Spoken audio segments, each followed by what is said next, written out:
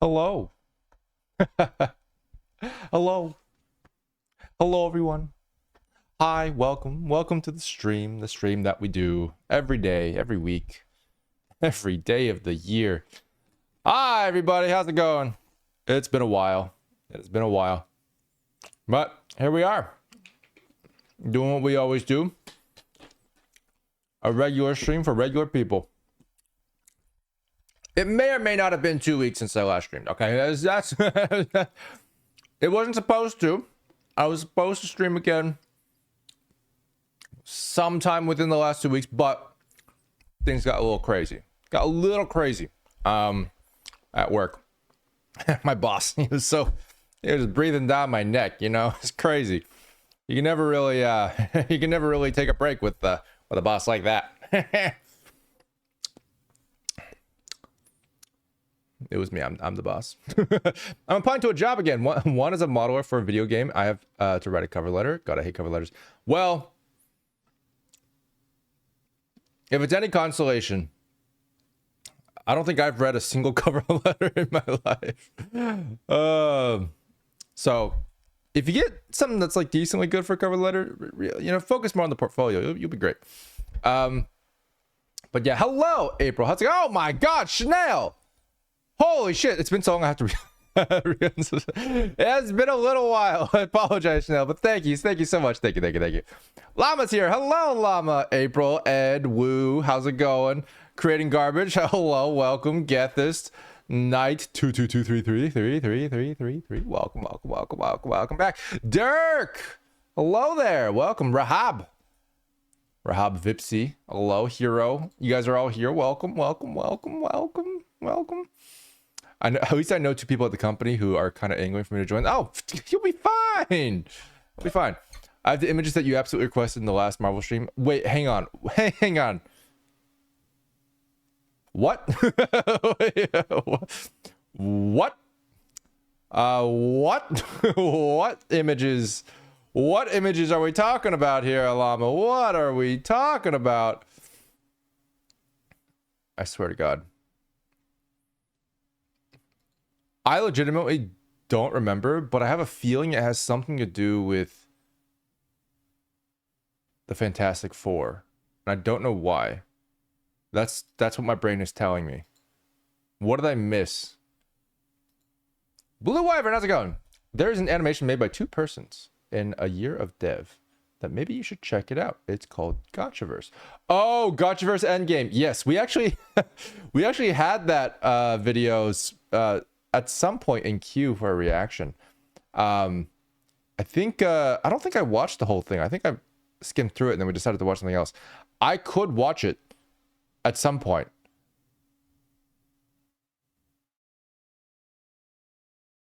Yeah, that's the one with the actual... Yeah, I remember now. It's the one with the portals. They got the on your left thing. There's like Kiana. There's also like... yeah, there's also like all the Genshin characters... Honkai, PGR, everybody. That's crazy. You know what's funny about the Gotchaverse? It's like, if you just like include Fate Grand Order, I think that's like more than half the characters, right? If I'm not mistaken. I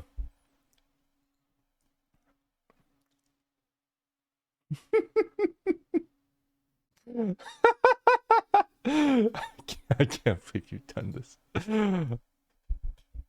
I can't believe you've done this. Oh my God. Oh my God. It's beautiful. It's beautiful. Llama, why would you torture me with this reality? How could you do this? This is terrible work, Llama. Terrible. you should never do this again. Never do this again. You asked for this? Oh yeah.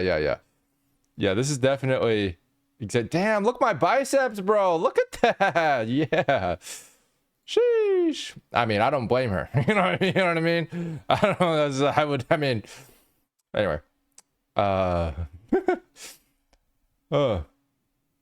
Anyway. Oh, This is no place to ask it, I understand, but it drives me crazy. Oh no, you can ask me anything. The short that you did about doing a -1 on a curvature node. I tried setting every possible value to -1. It just doesn't do the same thing. I can show you in just a second to see if it's the same. I'll take a look at it. But in theory, it should work.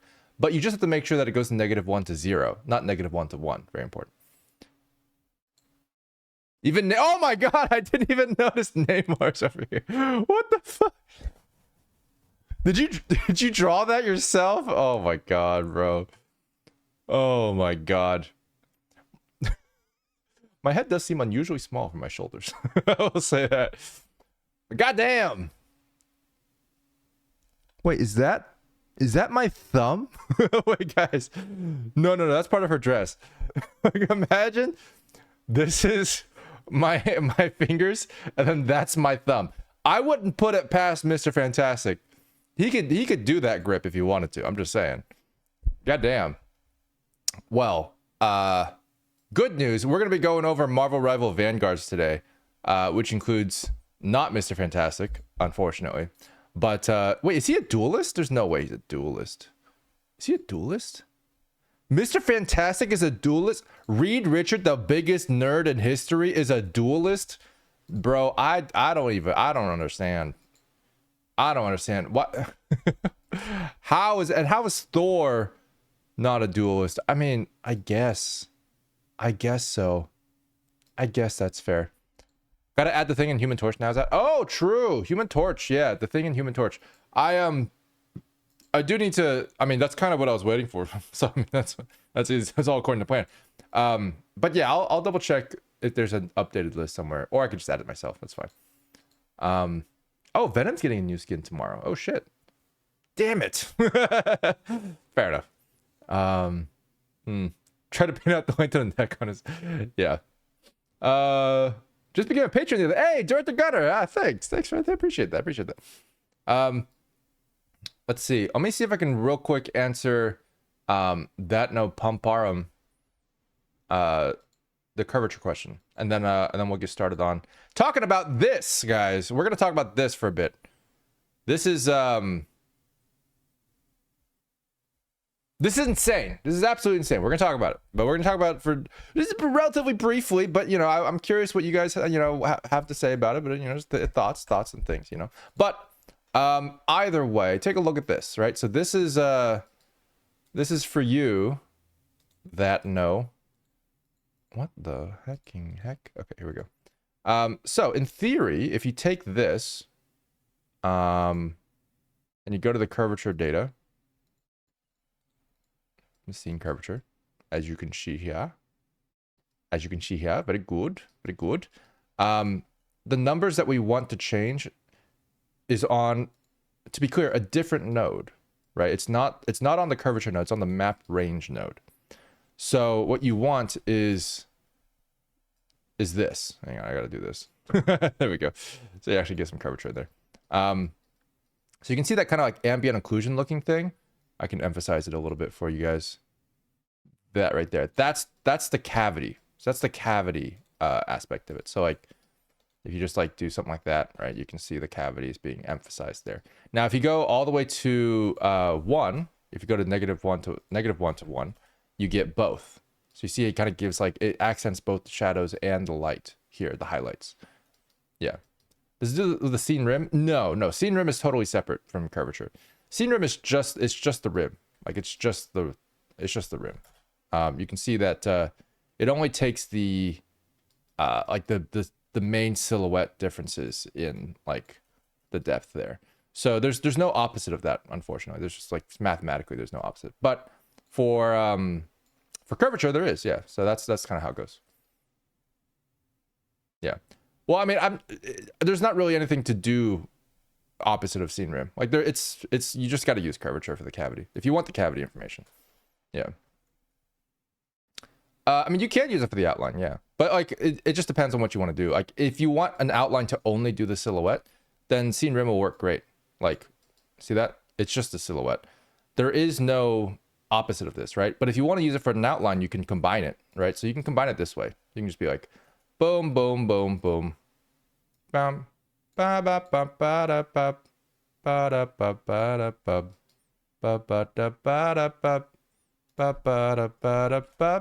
Ta-da! That's an outline, right? So you could do that as well. I mean, if you wanted to also do this, if you wanted to like combine every possible thing that you wanted to, right? You could also do this, right? Ta-da! Outlines with the curvature node. So you can do this if you want to, but it's using all three different outputs, and you're just combining it with the basically this like union maximum node, and it just works. And for those of you guys who don't know, this is Goo Engine, so this is like our custom build of Blender that has this feature. Like curvature is not a default feature in Blender. It's a very very powerful node, but like yeah, that's all you got to do. And you're done. You did it. Yeah. Turn the thickness down so that it matches a little bit with everyone else. Ta-da! Look at that. Easy peasy. Easily peasily. Easily peasily. And I mean, if you want it to be, you know, a little bit more kosher, you can have it be black here.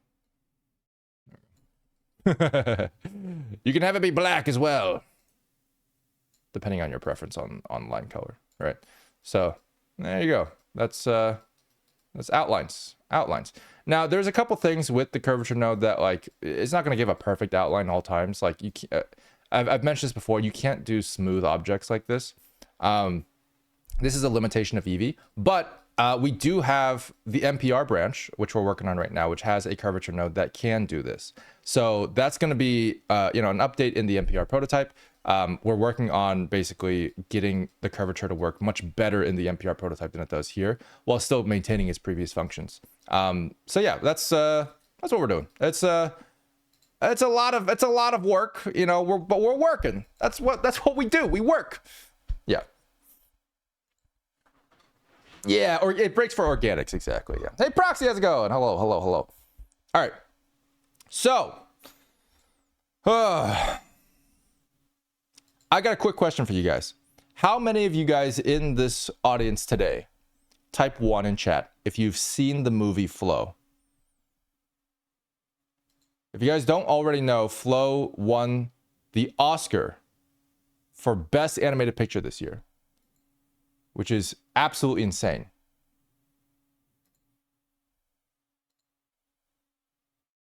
One, 2, 2, 0. I haven't seen the movie either, so that comes to no surprise considering I don't have time, but I have not seen the movie. And what's interesting about that is, like, I think first of all, I'm really glad that an indie film has gotten so much recognition, because it's really good. But it's also like, it's interesting because I feel like it's kind of like this niche artsy film. This happens a lot with Oscars, to be fair. I think it's going to get a lot more viewership after the Oscar win, right? Which I think is great. So the significance of this is not exactly necessarily that, you know, it won the Oscar per se, even though it did, which is awesome. It's a huge deal.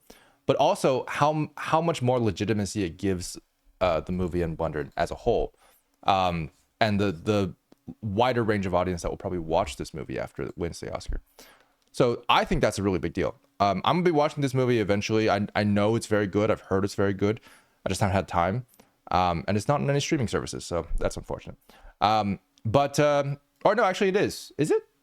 I think it is. I think it's on Amazon Prime and YouTube. I have to go back and check.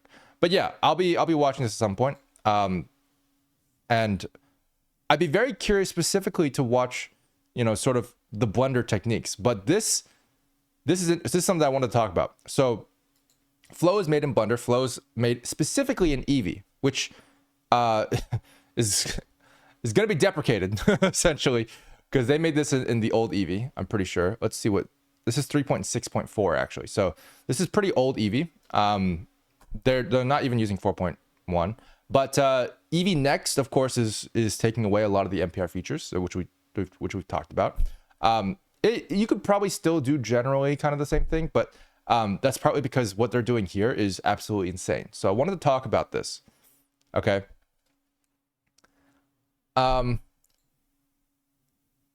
This is crazy. So casually we're pulling up this, you know, oh, it's a Blender interface. It's Blender. That's cool. But when you actually look at what they're doing, it's absolutely ridiculous. It's completely ridiculous how they're achieving this.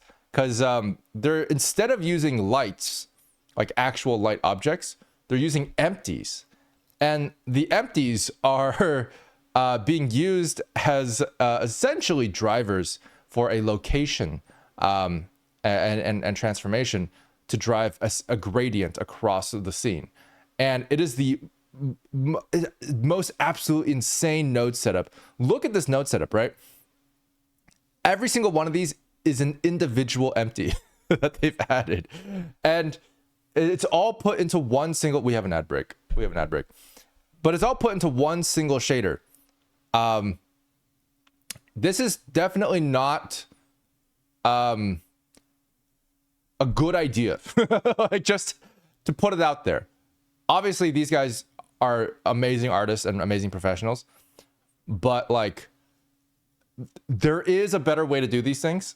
So I think, if nothing else, this is a very inspiring moment for people who feel like their node setups are hacked together. You can still win an Oscar, okay? That's all I'm saying, all right? But yeah, there's better ways to do this. I totally understand why they did this, by the way, because I know the struggle of what they're trying to achieve. Basically, lights aren't really giving them the output that they want because of the normals, specifically on the characters. They don't really want there to be environmental normals. Because if there's normals on a character cast from an environmental light, it looks very ugly. And that's the whole reason why we built light groups in Goo engine, right? So we have that, which helps a lot. But two, we also have a method like surrounding normal editing. It's adjacent to normal editing that allows us to achieve the same effect without having to go through such lengths. Now, there is a major limitation in Eevee, admittedly, which they might have been trying to get around. So the one major limitation in Eevee is that there's only 128 lights allowed in the scene. Not a lot of people know about this, because not a lot of people add over 128 light objects in their scene.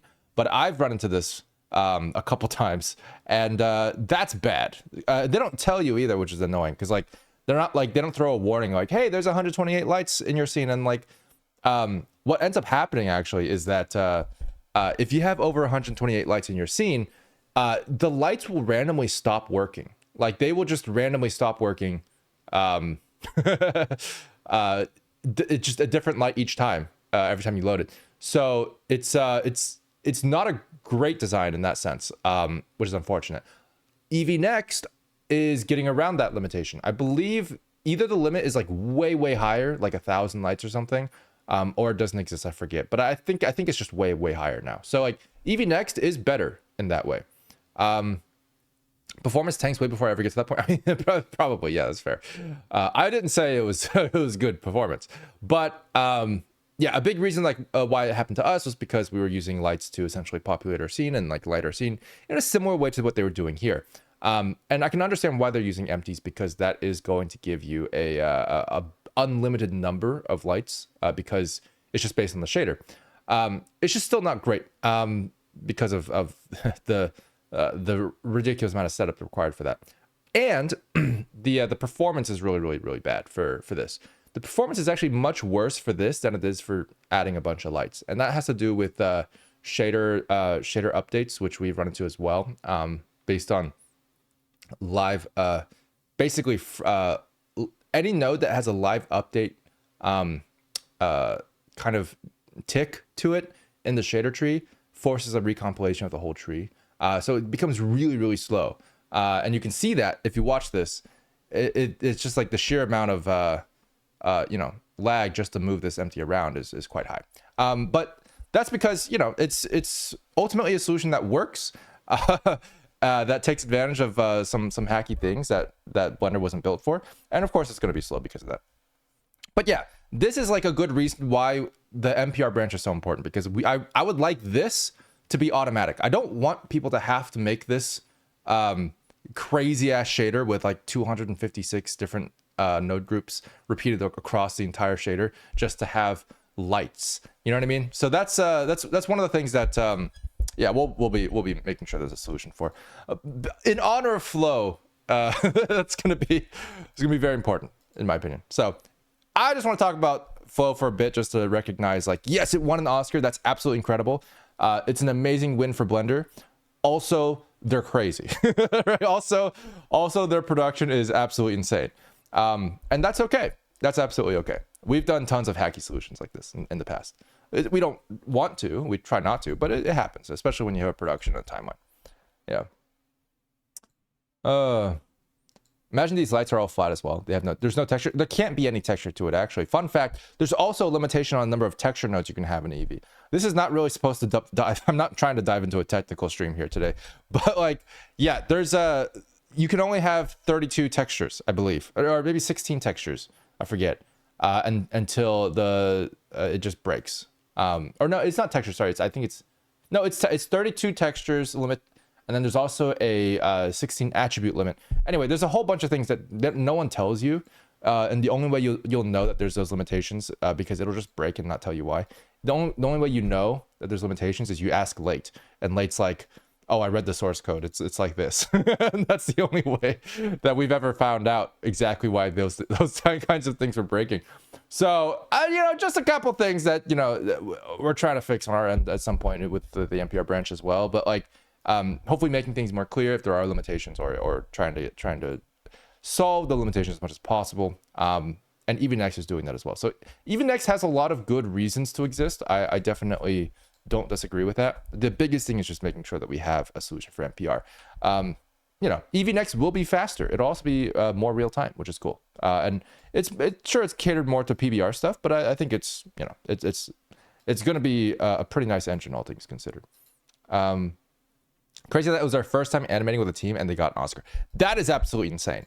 I have to be like, man, I hope it's gonna be hard to top that. You know what I mean? Like, what are you gonna do for the rest of your career? It's like, my first animation ever got an Oscar. Anyway, on to the next one, I guess.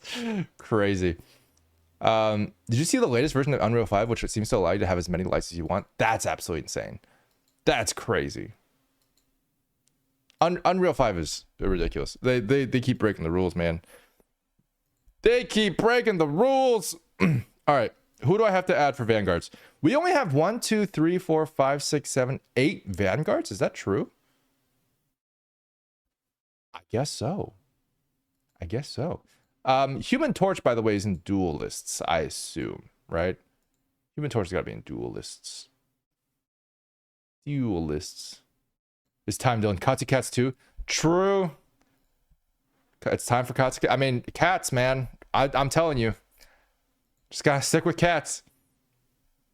Oh, yeah. Missing the thing here. 1, 2, 3, 4, 5, 6, 7. So it'd be 9 tanks. Okay, cool. Let me look up the thing. If I refresh this page, will the thing just show up? Oh yeah, he did. Look at that. Wow. Beautiful. So the thing, I'm gonna have to let's see, save this in WebP. I don't want a WebP file. Is this a PNG? Yeah, this is a PNG. There we go. Cool. Beautiful. All right. Okay, here we go. This is I'm just gonna add it. Easy peasy. He's a little taller than the rest, but that's okay. That's fine. Why does he get a full body portrait? How come nobody else got a full body portrait? That's crazy. Anyway. New Venom skin. Okay, I'll pull it up. I can't look at it yet. I have to not look at it. This is I hope this is the MVP animation for the skin, right? Looks like it. We'll take a look at that in a bit. When we get to him, he's got to wait his turn. But yeah. He has more to show off. I mean, true. The shinless versus the shinned. Oh, true. All right. Okay, cool. So, who is this? Who's this first guy? I actually don't know his name.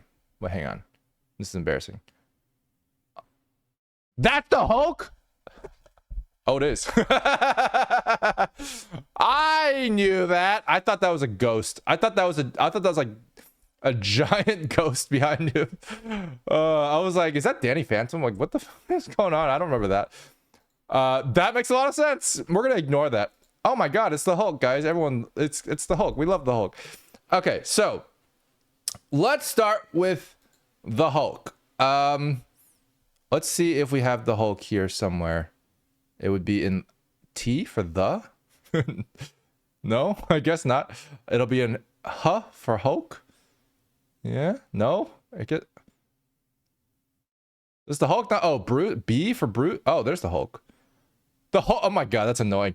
The Hulk is alphabetically labeled as Bruce, sorted as Bruce, but labeled as the Hulk. That's annoying. All right. Okay, you guys ready? The Bulk. My name Bulk Banner. All right, here we go. Okay. The Hulk, what do you have for me? Hulking Green Man. Oh, green. We're both green. Very, very interesting. How much we have in common.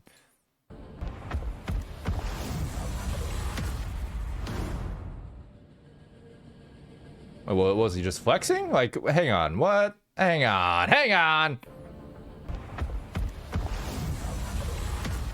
Oh, he's jumping? Is that?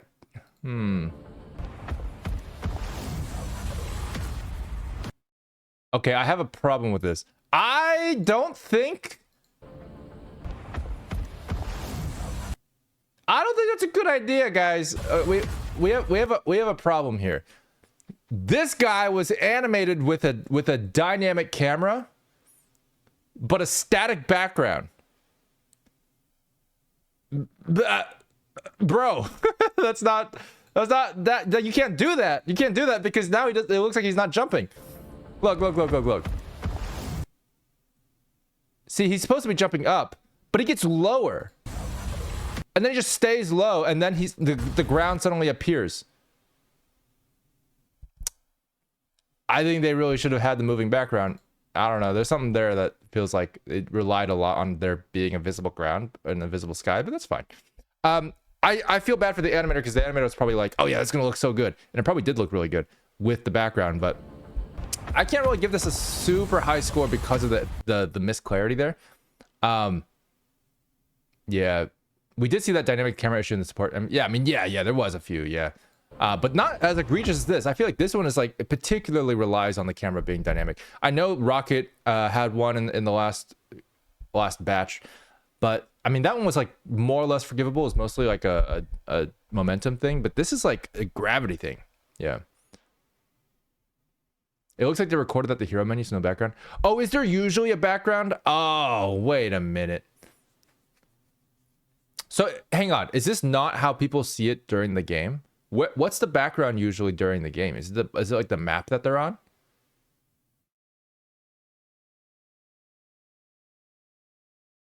Maybe the creative director was one of those drinking buddies that isn't quite got the job skill down. Damn. No, I mean, yeah. If it's the map that they're on, then honestly, I can't really fault it then, because I mean, it is just a menu. Damn. How do I? Hang on. I'm curious about this. Hulk MVP animation. Like, what does it look like?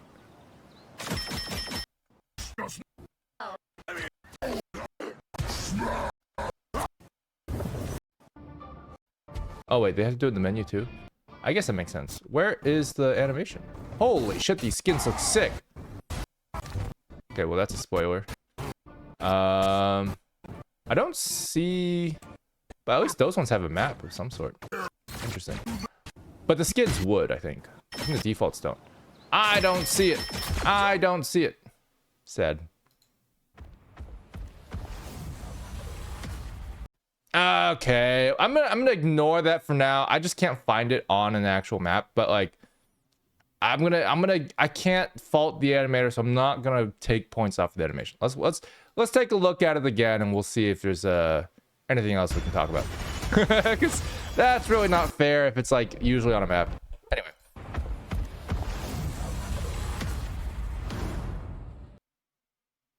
I mean, it's good. It's pretty solid. I like the last pose. I like the build up as well. Like, they do a good job like flexing his muscles here to make sure like it feels like he's building up energy, which technically I believe he is. There's some sort of gamma thing that he's like doing or releasing or whatever, right?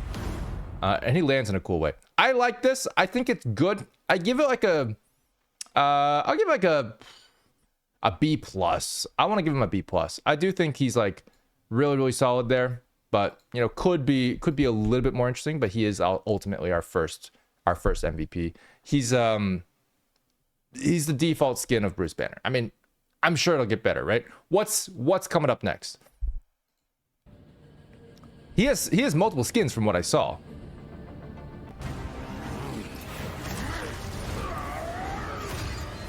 Oh shit! Oh god!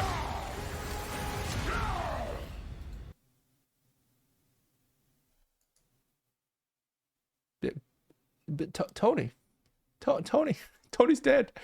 Tony died. Tony! Anyway, I think this guy is what's his name? This is what kind of Bruce Banner? Which Hulk is this? Which Hulk? Which Hulk is this exactly? Hang on. Punk Rage? No way. No, Green Scar. There we go. This is Green Scar, right? Is this his only legendary skin? Oh, the Punk one is new. Okay, cool. I'll take a look at the Punk one. World Breaker? That's what it's called? World Breaker? Damn. That's wild. Holy shit, that's awesome. Damn. That's so cool. Oh shit. Wow. It's really convenient that his like armor like grows in size with him, you know? It's crazy. Anyway. Cool. All right. There's a couple things I want to talk about this, but we have an ad break in 30 seconds. World War Hulk. They twinkified Bruce, bro. You gotta have proper contrast, you know. Are cat animations coming back? I mean, they might be. I mean, look at Flo. There's a winning strategy here, guys. Wild Robot or Flo. Basically the same movie. I'm just kidding. But there's clearly one that has a cat and the other one doesn't have a cat. I'm just saying. Wild Robot had like a fox, you know. That's no one likes foxes. That's crazy. Anyway, I think maybe cat animations, that's the way to go. I'm just saying. In the comics, there's a version of Banner that was cut into pieces and was still alive. Eventually came back together. Immortal Hulk. That's insane, bro. What is he? Wolverine? That's crazy. MVP on default is a void, not the map. There are skin-specific MVP animations. Oh, okay, gotcha. So the skin-specific ones, it looks like that, like this one did have an actual map built into the skin animation, but not based at all on the map that they're on. So the actual default one is just in a void. Interesting.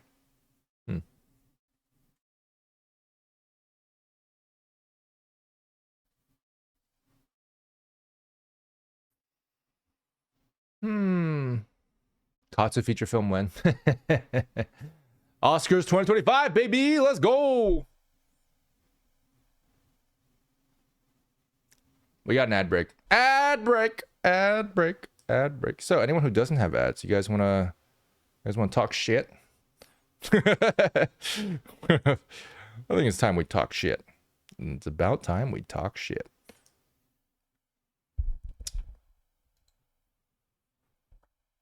A car ad, insurance ad, Game Awards ad. Interesting. 8% of the application. Congratulations. I hope you get in. I mean, it'll be good. Yeah, you'll be fine. Just you know, you got people vouching for you. It's good. Airheads ad.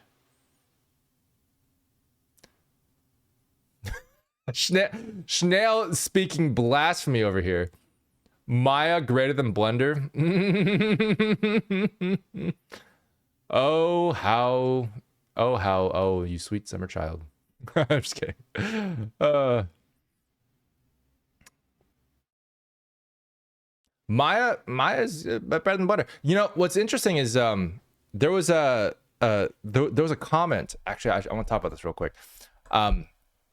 Look, Flo won the Oscars. This is I'm just gonna go down and read some of these comments. Okay. This movie had a $4 million budget, won Best Animated Film. That's actually pretty cool. I didn't know that. That's awesome. Doesn't, you don't have to worry about gear. You don't have to. Oh, where is it? There was one that I was specifically looking for. I didn't enjoy this film. Damn. Okay. Let's see. A lot of hard work and dedication to the tools. Yeah.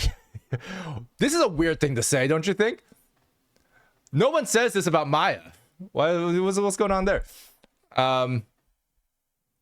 No more excuses. Also fair. Free software doing what $1 billion studio couldn't.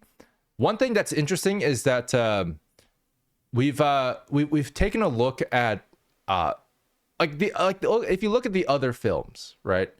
You look at all the other films that were in the running, including Wild Robot, including all the other ones. Tons of money put into it. Lots of really good talent put into it as well. Like, if I'm going to be completely honest with you guys, the animation for Flow is not as good as the Wild Robot. Just objectively, the animation quality is not as good. And that makes sense, right? Their budget was much lower. They had a smaller team. Like, this is the first time they were running a team ever. This versus DreamWorks, you know what I mean? And like, this is coming from someone who hasn't seen either movie, so I don't know the story and I don't want to like comment on the story, but I will definitely say that what makes one better than the other is not the animation. And this is something that you guys should really take to heart, I think, because this is a really good lesson to learn for this moment, right, where Flow wins the Oscars. Flow is a low budget film. It is a the rendering style is not super sophisticated. It doesn't look super sophisticated. It looks kind of like a video game cutscene, if I'm being completely honest, because it kind of is a video game cutscene, right? It's being rendered in real time, essentially in a game engine. It's missing a lot of the things that make things pop. Really, it has some NPR elements, and that's obviously like intentional. But like, you look at Wild Robot, and they developed their whole like own NPR system, basically, right? And it looks gorgeous too, in a much more sort of organic, customized way. Whereas Flow is like, it's good, but it's mostly painted on and things like that. So it's like the tech there is very starkly different. It's like arguably the tech for Wild Robot is like years beyond what Flow used. Absolutely, there's no question about it. I mean, just Eevee itself. Let's talk about that. First of all, Eevee is a little bit outdated. It isn't the best engine in the world, and they were still on 3.6 at the time. So it's like, okay, I've talked that to death. Animation isn't that great. It's okay. It's decent. What really matters between these two is the writing. And I think the writing, if you guys watch these two movies, you'll find it's, what really makes the experience special. And if you guys want to make animations, if you guys want to make films or media anywhere on the internet or professionally, I do highly, highly recommend you guys learn how to write, because writing is a fundamental backbone skill for animation. Because no matter how good at animation you are, no matter how much money or time or skill you invest into the animation side of things, you can still have someone make something worse looking but better written and beat you out in terms of success, popularity, whatever it is, right? So learn how to write. Focus on writing. Writing is definitely something worth learning. It's also something very, very hard to learn. So it's you can't really learn how to write until you actually try it yourself and like learn a couple things on what works and what doesn't work, and get feedback on it. That feedback loop, especially from someone who knows how to write, is an incredibly important process for writing. So I do recommend that. I do think it's an important lesson to learn. Flow is good. It's not as good as all the other ones animation wise, but clearly it stands out from a writing perspective. So yeah, that's my point. That's my main point. Just want to point that out. Yeah, what's more interesting is that cartoony PBR Pixar style animation isn't a requirement for success anymore. Yeah, that's true. I would agree with that. Yeah. People are more open to different styles of animation, which is good. Bad story can turn good quality 3D as pleasant as manure. Yeah. I mean, look at Sausage Party. I don't know if you guys watched Sausage Party, but Sausage Party was an absolutely insane fever dream. I remember watching it kind of as a joke back when I was in school. And Sausage Party, if you guys don't know, is a basically rated R animation by like Seth Rogen and I forget. But basically, it's an incredibly raunchy ass animation in the style of kind of like a kids movie, and it is funny, don't get me wrong, but like, what the fuck? That movie was weird, but very, very, very well animated, like extremely well animated. Like Sausage Party was like, I was like watching it and I was like, holy shit, the animation quality is insane. It's very, very good. But you know, like it didn't have to be. You know what I mean? Like it didn't really make the movie significantly better. Yeah, the ending scene in particular was kind of insane. Yeah. It's also argument that Flo's shot design really sets it apart. Yeah, that's fair. I agree with that. Lots of long, unbroken shots moving through an environment really put us right next to the character. You know, what's interesting about that is like it makes it feel even, like I can't talk today. It makes it feel even more like a video game cutscene in that sense, right? It's like you're watching a video game in a lot of ways. But yeah, I agree. I think, you know, directing and writing go hand in hand for sure. Yeah, for sure. But writing comes first, ultimately, right? You can write something that's shit and direct it really, really well, and it still won't be that good. So that's the other thing too. Yeah.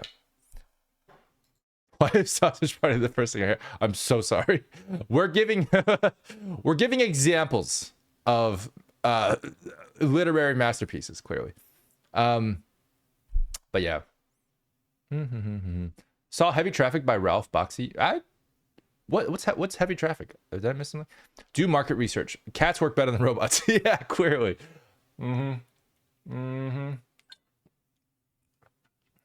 I mean, honestly, if there was, like, let's be real. If there was someone choosing between the wild robot and Flo, and one of them, like, and one person owned the cat, you're gonna watch the cat movie. Like, no one owns a robot. You know what I'm saying? Wasn't there a big indie game last year about a cat? Was that the Stray? Was it Stray? Stray is oh, Little Kitty Big City. I don't know about that one. I remember Stray. I think that was 2 years ago, but Stray looked like a really fun game. I feel like Flow reminds me of Stray a lot. It kind of gives me that same kind of vibe, but yeah. I think I cried to Stray. I haven't played Stray. That's interesting. I have no idea what the story is, actually. Maybe it's very similar to Flow in that sense. Yeah. Anyway. I always have to keep a mental note of how the character I'm animating would think, what their internal dialogue is, and what I would do. Yes, that's a very important process. I think that's a really good thing to do. Yeah, a lot of animators forget that they also have to be actors, and it's a common thing because it's a totally different skill set. But you have to act, and part of acting is being in the character's mind, right? So when you're choosing how to animate, you have to choose how the character's thinking, right? You put yourself in that shoe. In one of their shoes, yeah, the other one, yeah, whatever. But put yourself in one of their shoes, and then just think, you know, if you were put in that particular situation, maybe reacting to something that someone's saying or whatever. It's as simple as like this is like a common example that I've given some of my animators. It's like, let's say that you have someone who's receiving information that they don't know if it's real or not. This is a very subtle thing, but like if someone is like being told something shocking, that they're like don't want to believe, they will have a lot of eye darts. Now, why do they have a lot of eye darts, right? I could tell you that and it'd be easy to implement it, but you have to think about the underlying reason to really be able to apply that to, you know, across your work, right? So the reason why characters have a lot of eye darts when they're in disbelief is because their eyes are trying to scan for as much information as possible to verify what they're hearing, right?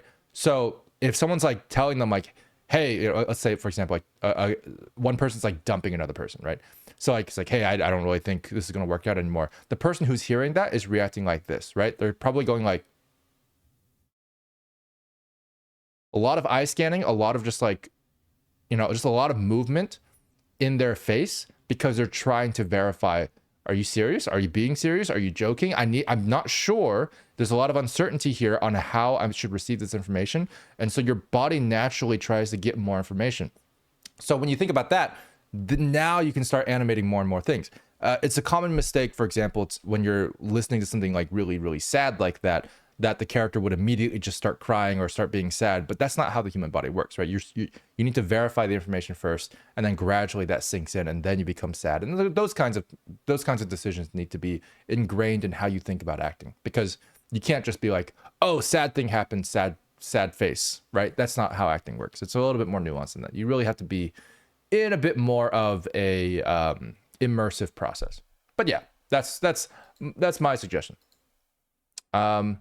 If trying to tell if the person is lying, if the person is unsure if they're accompanying, yeah, exactly. Yeah, humans communicate with our bodies even when we don't realize it. And I think that's an important thing to internalize as an animator. Really record your reference in a way that you feel like you're not just doing the things, but actually being the person, right? Those are two different things. Because again, it's very easy to just be like, oh, like she's being dumped, I just need to be sad here. It's like, no, that's not. You have to put yourself in that situation where you're being dumped and actually think about how you would react per second, right? Not just overall.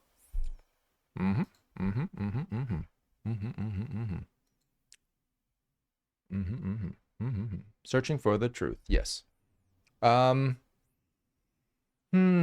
Giant got good 3D shading. Most of it is rotoscoping. Is it? I actually didn't know that. I know that there was 3D in it, but now that I think about it, yeah, it looks really good. Flow has a similar story to Robot. Yeah, that's what I heard. I haven't seen either movie. I need to watch them both to really know.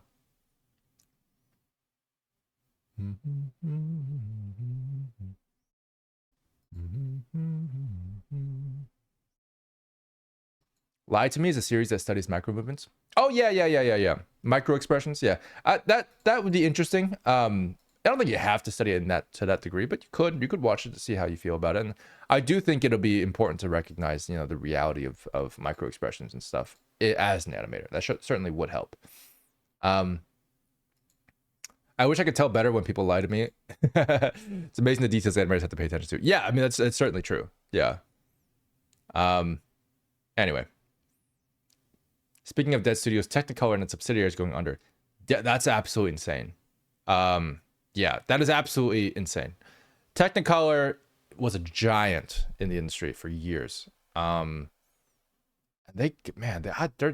really bad. It's really bad. They actually, they laid a bunch of people off, and then, sorry, they didn't lay people off. The whole company dissolved, but like they didn't even pay, like their salaries. Like they just no money. Gone, money gone, bye. And so they didn't even have like a 2 weeks note. I think they just like were completely cut off.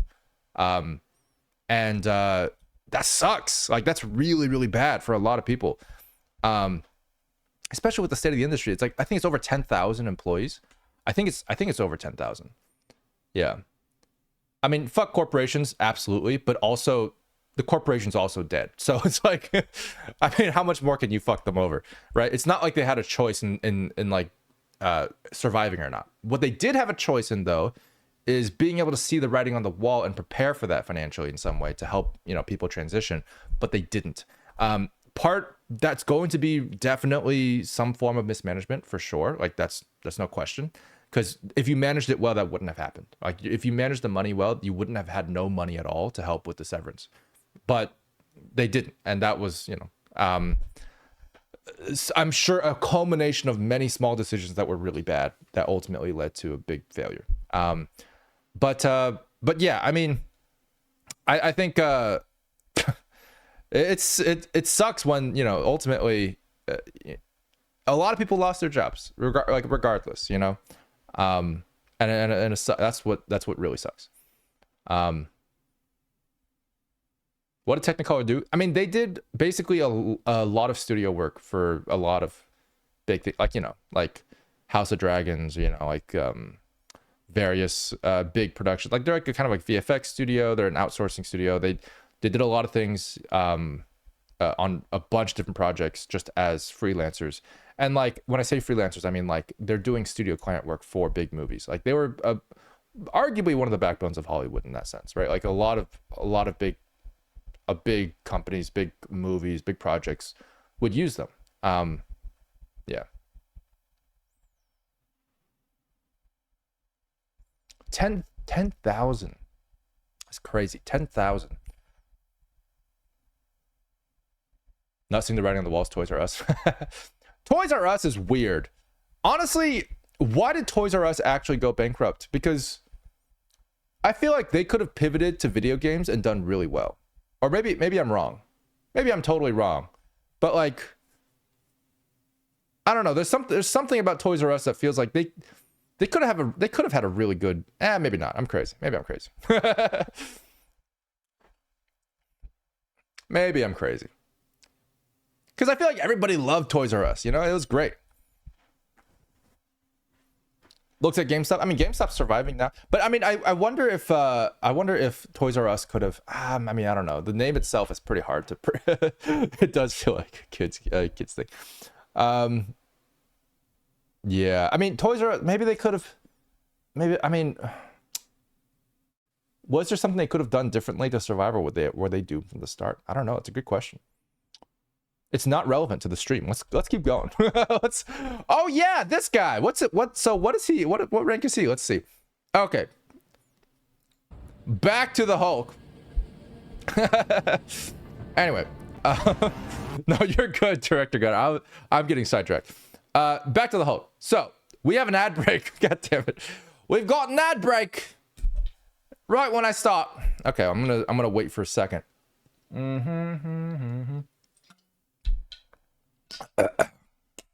Yeah, but anyway, while we wait for the ad break, you guys think Toys R Us could have pivoted to like, I don't know, like cosplay or something? I don't know. Like Party City, adult costumes. Anyway.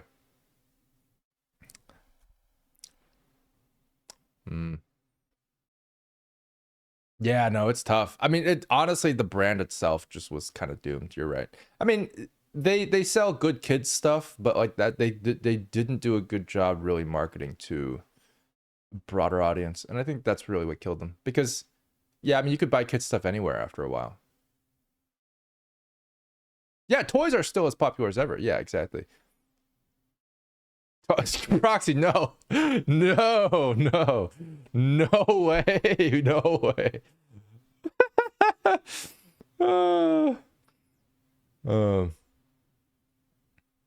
Didn't they also distribute Fortnite merch? I mean, honestly, that would do a good job. The biggest problem with Toys R Us is really the fact that every other retailer was already selling toys. So, adult Toys R Us would go hard. Yeah, they would. Anyway, back to the Hulk. Cool.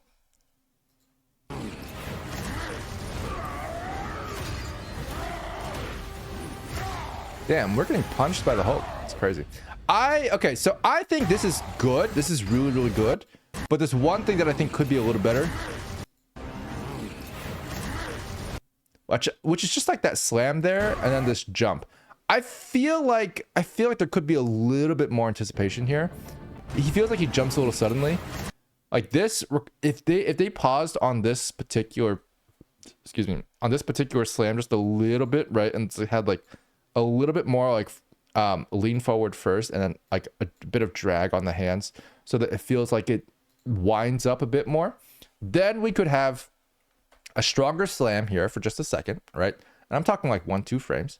A stronger slam, and then here, if you take a look at this feels good, but if we had him lean forward just a little bit more, right? Just a little bit more, right? Then you could have even a more exaggerated, like, you know, elbow shape pose, and then you could have him jump up afterwards. It'll feel like 25% stronger, right? And that'll feel pretty good. Just something I recommend. And everything else is honestly great. I can't really complain about the rest of it. So I'd say this is like it's more involved than the previous one, but honestly, surprisingly, like I would give it about the same score as the previous one, just because of, you know, the there's just lacking a little bit in the anticipation. So ultimately, let's see. Let me get this guy's face. How do I? Which one? This one? This one? Yeah, this one. So we're gonna save this guy in here, and then we're gonna put this guy in here. Yeah, I give him a B as well. I mean, I think it could be an A, but there's a couple things I feel like it could do better. This is a very high B. Both of these are honestly B plus. Like, they're pretty good, but we'll see how they measure up to the rest of them. Let's see. Let's do the next Hulk one, which I believe is Punk Hulk. But wait, is there more? How many skins does he have? Hang on. Oh, it's Captain America. Hang on. Where is the next Hulk? Let me look up Punk Hulk MVP. Okay. Punk Magic. Okay. That's not the Hulk. Hang on. This one? Sure. Punk Rage. Wait, was that his MVP animation? No way. That's his intro animation. Damn, his mohawk is sick. Oh shit. Holy shit. God damn, he looks so cool. Oh my god, is that Sonic the Hedgehog? But green? That's the intro. That's the intro animation, right? Okay, cool. We haven't done intros yet. I haven't seen any intros yet. Whoa! Wait, is that the MVP animation?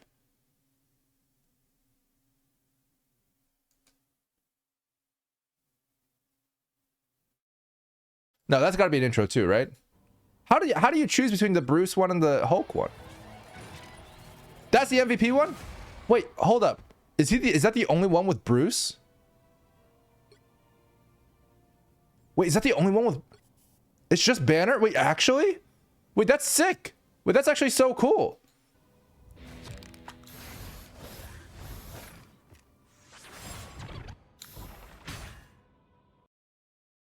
Fascinating. Okay. Let's talk about this.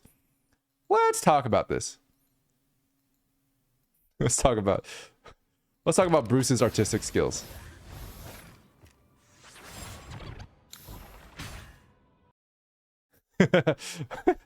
I mean, it's cool. It's really cute. I like the idea of it, but man, he's not very good at painting, guys. I'm just gonna be honest. Well, how is this guy? What is this? The lack of control on his spraying technique, bro. Like, look at that. It's so sloppy. Anyway, he drew 3 lines. I'm really happy for him. It's art. It's so funny. Anyway, and then he just does that, sprays the camera, and then we see like it's fully finished. I don't know about you, but that feels like he just stole someone else's work. You know, if I saw an artist with a speed paint time lapse where it showed him drawing 3 lines, then spraying the camera, and then suddenly it's done, I'd be like, you're an AI artist. Go fuck yourself. Oh, the Hulk is the one making the art? Oh, that's good. Art good. Yes. Oh, man. But actually, though, like, that's a good point. I think because he does turn into the Hulk here, implying. So I guess in that sense, it's a pretty creative way to do it. That's kind of cool, actually. So in actuality, Bruce is a terrible fucking artist, and the Hulk is actually the one who can draw well. That is so good, actually. I love that a lot, now that I think about it.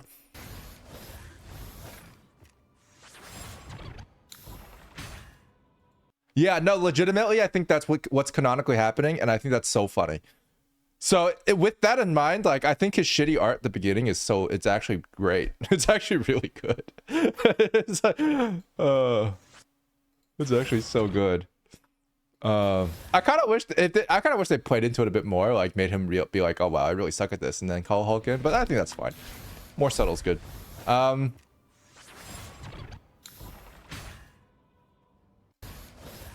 Yeah, it's cute. I like it. I think that from like a creativity standpoint, I have to give this pretty high props. I like it a lot. I do think it's kind of interesting. This particular one, it's actually good. But like, man, he does squats for days. I mean, do you guys notice how low he is? He's like straight up in like horse stance the whole time. But it's all good. It's fine. Like, it makes sense. He's the Hulk. All right, let's see where will we put him. I don't know. I'm gonna take a look. I feel like, if I can just go back. What am I looking at? What am I looking at? There we go. Punk Rage. Let's just save this. And then put it here. We're gonna put it right here. Okay. I would give him a pretty easy A. I think that's an A. Punk Rage Hulk is an A. It's creative. I like it. Yeah. It's like Hulk is Bruce's stand. Yeah, that's what it feels like. That's what I was like. I didn't know who this was.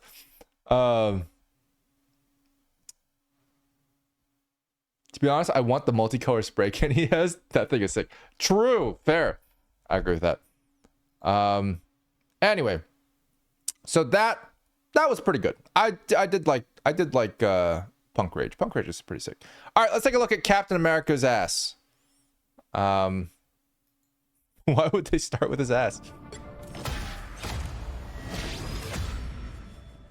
Oh, that's pretty good, actually. I like the poses that they chose here. Okay, they've done a pretty good job. For a default one, this is actually pretty good. One thing I will say is that the shield doesn't spin as much as I would like. With how much force is required to make it go upwards, it kind of has to spin a little bit faster. But that's fine. I'm not really gonna. I mean, it could be. It feels a little slow right now. I'm not gonna lie. I think the issue is that it actually goes up kind of linearly, if I'm not mistaken. Yeah, it doesn't slow down at all. So what ideally what you want is you want there to be a burst of speed at the beginning, because this is how gravity works, obviously. So you want there to be a little bit more, like a little bit more momentum at the very beginning, and then you can catch up a little bit to, you know, with the camera, for example. So the shield is going up a little bit too linearly. It's a very small thing, but it makes it feel slow. It feels like it's sort of just floating up, which isn't quite physically accurate, but that's a very small thing. Yeah, I mean, if the camera followed the shield, yeah, I don't think it has to. I think the movement of the shield within camera space is actually really good, but it could be just a little bit more physically accurate.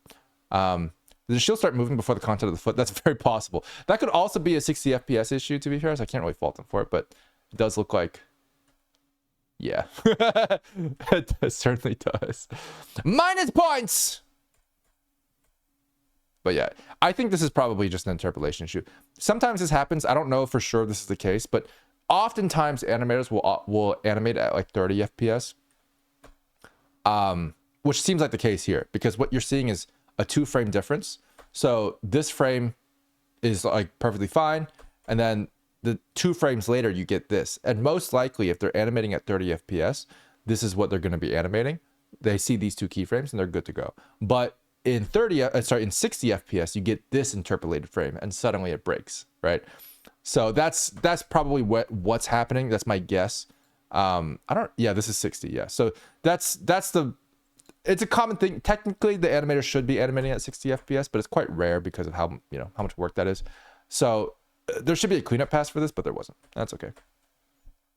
And yeah, it's an electromagnetic shield. He's got magnets on his boots. It's okay. It's fine. Hey, Squid, how's it going? Welcome.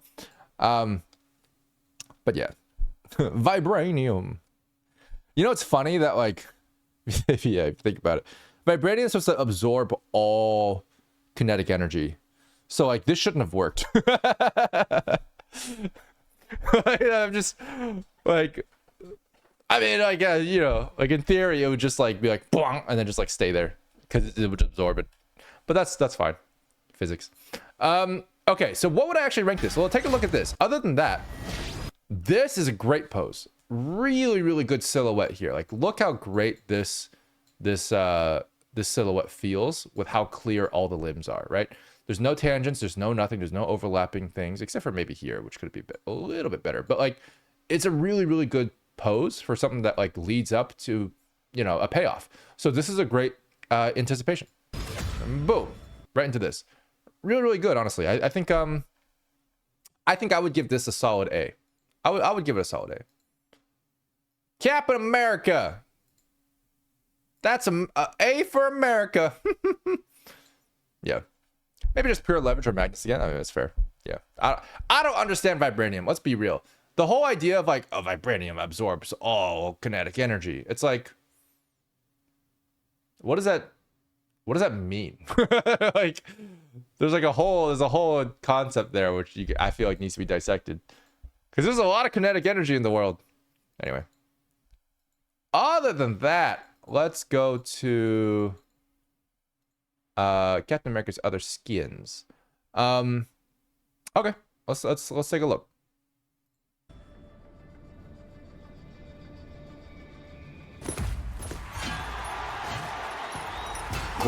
What? Damn, a gladiator Captain America? Holy shit.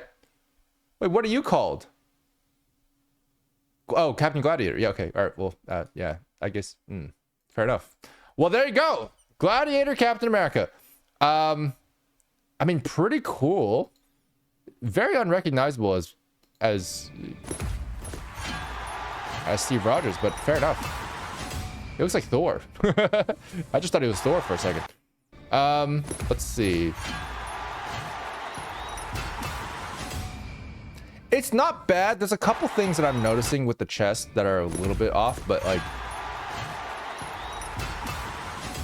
it's fine. It's fine.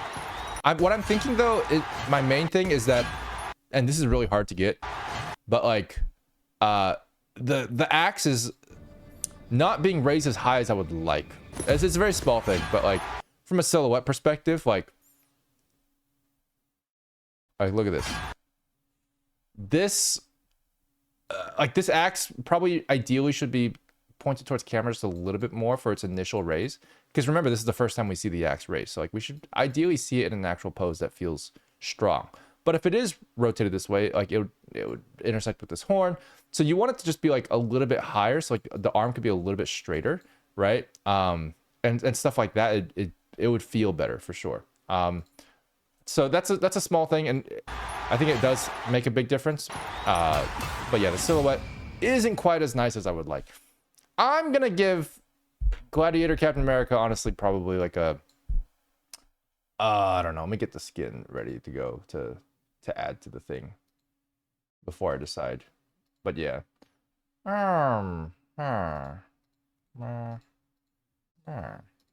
Save as web p. What? There we go.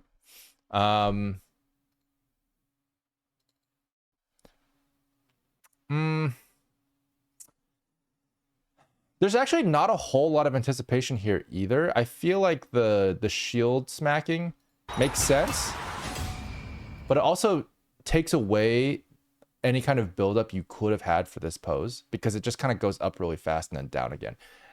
So I feel like it feels a bit weak in that regard too, from a payoff perspective. I have to give Gladiator Captain America a C. It's like, it's doing a lot of things, but none of them super well, basically.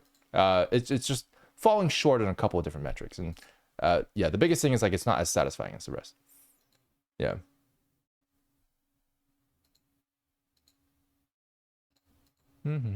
Oh, ad break. Ad break. It also lacks an actual shout. That's true. There's no shout. I think there was a shout for the Bruce one or for the Hulk one. Oh no, there isn't. There's no voice acting at all. Never mind. They're pulling a lot from the Elseworld comics. I mean, that's fair. I mean, it is an alternate universe type of thing, I guess. So it makes sense. It makes sense. By the way, what do you think of the art style of Rivals? I'm just impressed the game online and all even runs at that stylization. I'll answer your question when the ads are over, Lazy Potato. I think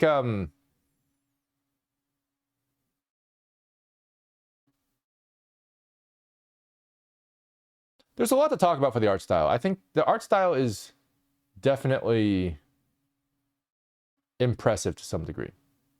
But I wanna wait for the ads to finish. Are you guys back? Do we still have ads? Are ads still gonna plague us forever? I don't know.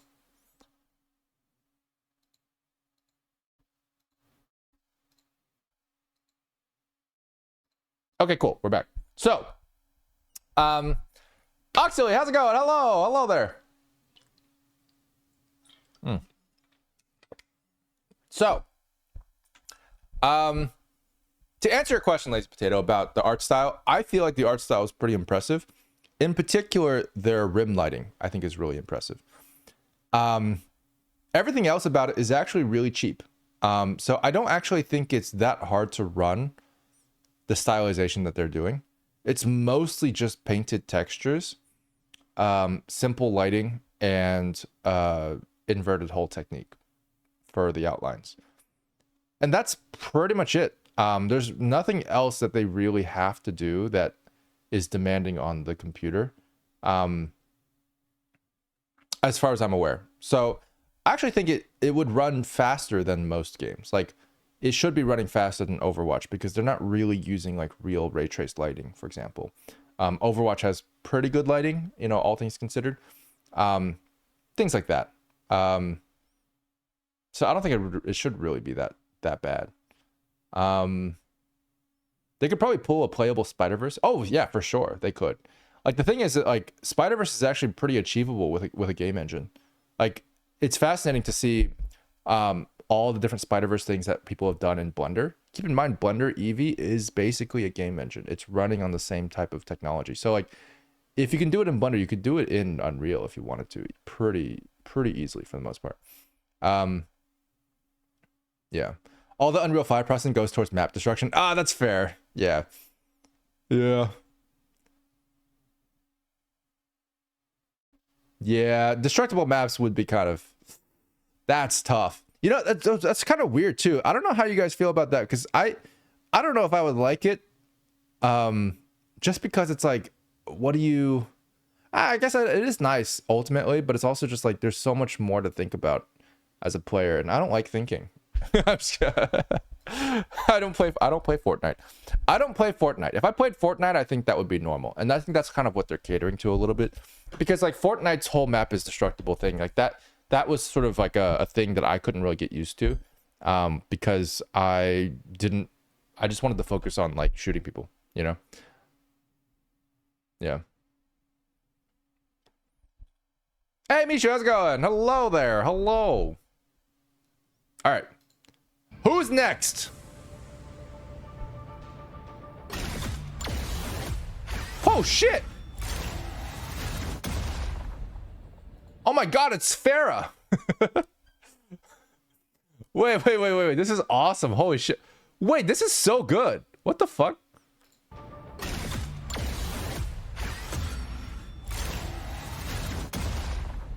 Okay, that was amazing. I actually like this one a lot. The name of this skin is hang on. The name of the skin apparently is Galactic Talon. It's only an epic skin. That's crazy. Galactic Talon is really cool.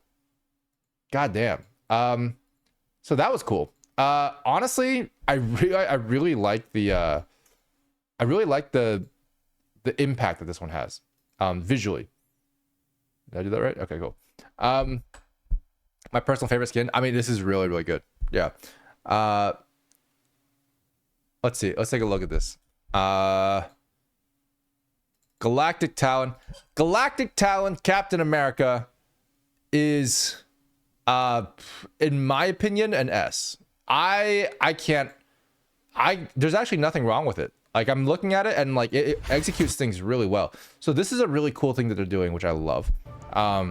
So one, great anticipation right off the bat. You have this like slow motion buildup for his incredible speed, which is awesome. And then you have this, which is really, really cool. So you immediately skip over here, but this makes all the difference, right? You realize, wait, hang on, how did he jump? You know, how did he jump and then come back down that fast? That gives you an idea that he's like manipulating time almost and how fast he's going, right? So there's like a lot of really cool like physics defying moments here that feel rewarding. It feels like a good payoff for the buildup that they just had. And after that, it just goes even harder with a great pose here. Really, really nice like forward thrusting pose. And then an incredible anticipation here towards camera. Great wind back. Really good focus on the face. I believe the other hand comes up as well, which is also really, really good, as you can see here. Am I right? Yep, look at that. Look at that. This is fantastic. The hand close to the camera kind of teases where this is going to go. Straight at your face. Very, very good. And then boom, with an impact frame. Like that is a fantastic pose as well. This is incredible. This is really, really good. I give it an S. I get Galactic Talon is an S. Cool. Well, I mean, that's no surprise. Makes me think of Quicksilver, who would make a pretty sick character in this. I mean, honestly, true. How would you play as Quicksilver in the game like that? What would the gameplay be like? You know, like this guy just like defies time and space and just like moves around as much as he wants. I mean, Quicksilver in the original X-Men has that iconic scene where he just saves every single person. It's such a, I mean, in a way, it's such a Deus Ex, but like, damn, that would be kind of cool to play as. Imagine you just stop time for every other player. RIP. Okay, what's next? Technically Doctor Strange, if I'm not mistaken, right?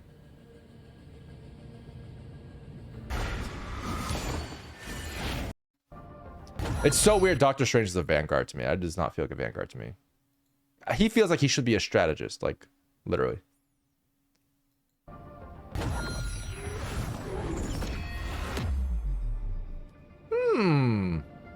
Interesting. It's interesting. Has potential. It has potential. I do like what they're going with it, but oh wait, hang on. There's the Infinity War skin. I'll take a look at that in a second.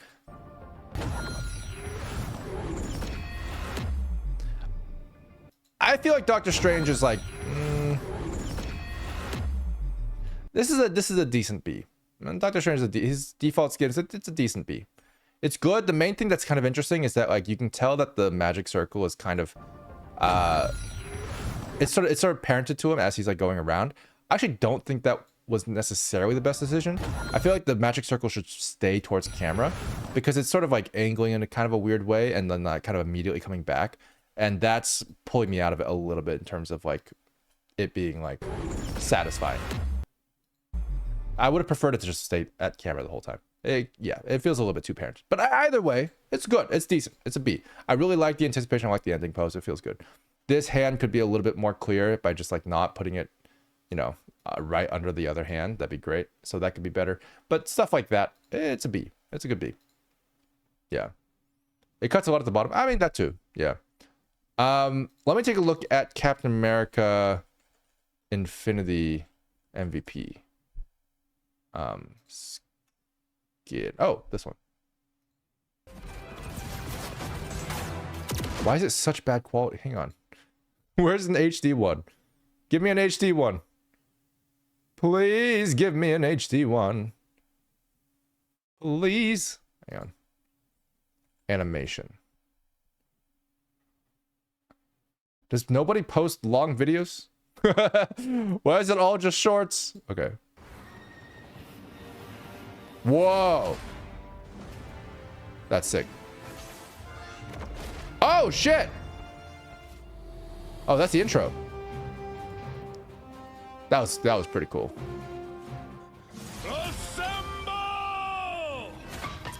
Uh-huh. There's no chapters. I'm waiting for the MVP. Oh, here we go.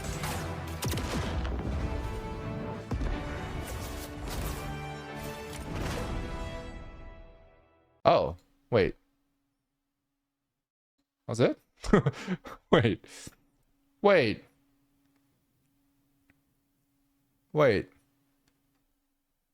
Is there not one without the...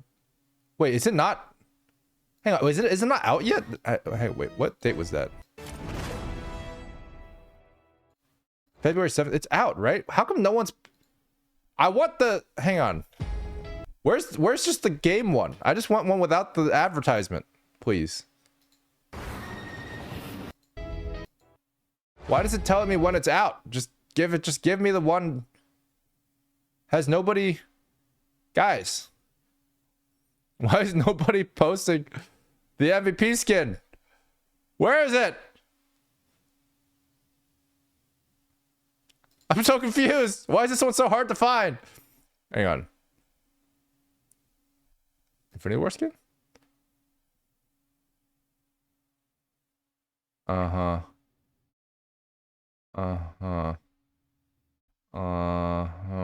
This one? Maybe this one. Okay, let's try this one. Here we go. You don't have the game installed? Nope. I don't have time for games anymore. Such is life. Oh, here we go. Oh, nice. Okay.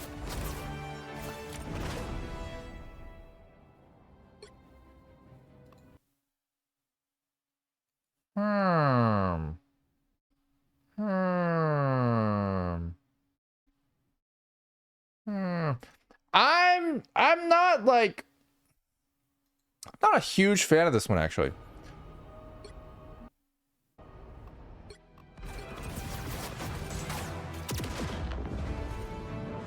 Like, this part is pretty decent. It feels like, you know, it's kind of part of the movie, which is great. Kind of the whole point. But this happens so suddenly that it doesn't feel like a payoff of any kind. It's a great pose. I really like this pose. But, like, they're not building up to it. It just sort of happens out of nowhere. I kind of wish that they... Like, this shot feels like it totally interrupts the flow. It's like... Okay, so we're looking at him go past here, and then suddenly he's, like, jumping. It almost feels like there should be a connected shot, so it doesn't... So the shot right before this one isn't so short. Because we really only have, like, a couple frames to orient ourselves before suddenly he, like, freeze frames. And that doesn't feel quite like a good build-up. So yeah, that's a small thing. I actually do really like the shot from underneath. Like, I think that's a cool shot. I just think from an end product perspective, like, the end pose suffered a little bit because of that shot. So yeah, I mean, it's missing that anticipation.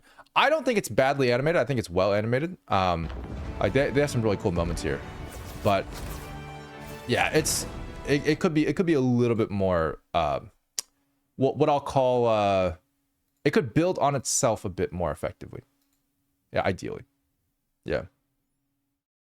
The last pose should have been eased longer before the splash screen, probably. Yeah, I mean, you could have, but of course that's also difficult to do when he's like moving so fast in the middle of the space air. You could slow him down, but I don't know if that's exactly what they wanted to do. I do think that if they just gave a couple more frames to the shot before and just like had him running towards the camera for a bit, you could build that up without having to ease it in. I think so, because you can kind of already see that he's going to jump left and right. And then you can anticipate that, which is good. But we didn't get that moment. We just got like a couple frames to be like, oh, there's Rock. Oh, he's in front of us now. That's crazy. So yeah, I think it's good. It's like doing a lot of cool things, but I don't think I can give it any higher than the B. I think I have to give it a B. It was the least impressive, but still more technically impressive than the Gladiator one. So, yeah. I don't want to say least impressive. It was the least satisfying, only because it had so much potential. So there it is. Captain America is a B. Infinity Captain America has a B. And so is Doctor Strange. So, let me just... Hang on. Let me pretend that this wasn't here. And then be like, Captain America, Infinity War is a B. Okay, cool. And then we go Doctor Strange. Doctor Strange, he's a B. All right. Now we have it in the right order. Now, back to Doctor Strange. We have... back to Doctor Strange. There is a couple other skins. Thanks, Alba. Appreciate it. I know Sloth is going to appreciate me a lot for doing that, because in the past where I've done things out of order, he's like, why is it out of order? Like, my bad. All right. Doctor Strange. Who's next? Oh, shit.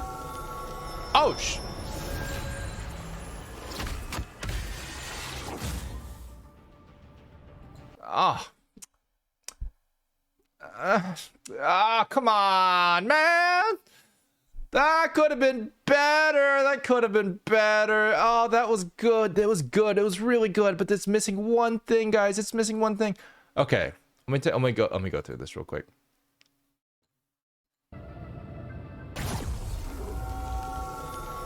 So this is sick.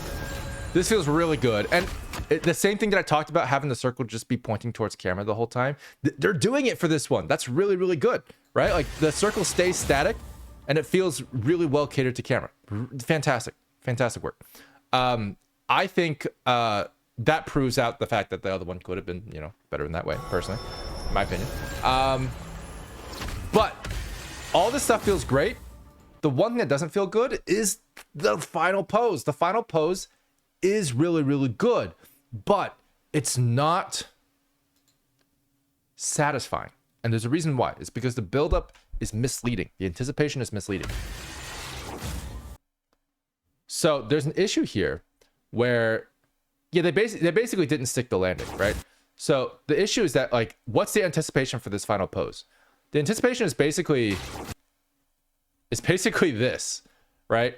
Which you would never be able to tell that this is the pose that the other one is, this is the pose that's going to lead to the final pose, because they're so different. But it's possible to do. I think it's possible to do. They did a lot of anticipation here where he's like pulling on the things. But then in order to like release the tension in the strings, he goes like, whoop, wow. That's what he does. Whoop, wow. Each hand just goes like outwards and then upwards, and he like flaps his arms like a bird and then comes inwards and like perfectly centers it. And that's a lot of different movements for a single anticipation, right? It's not implied properly at all. Anyway, we have ads. I'm gonna wait for the ad break. Yeah. Wow, and then the ads hit. I mean, hey, that seems like a good superpower to have. I'm looking at his other skins here. They look pretty sick. Oh, this is the Sorcerer Supreme of the Galaxy. Damn. Oops. Oh, whoopsies. Gotta keep that on. Sorcerer Supreme of the Galaxy. And there's also apparently a skin called God of Magic. That's gonna be pretty cool. Oh, Sorcerer Immortal looks sick, dude. You know what's funny about the entirety of like Doctor Strange and like the Ancient One? Isn't the Ancient One like, isn't there like a very heavy implication that she's like a Buddhist monk of some kind, if I'm not mistaken? She's got like that, Asian inspiration, but she's white. Isn't that interesting? Isn't that interesting?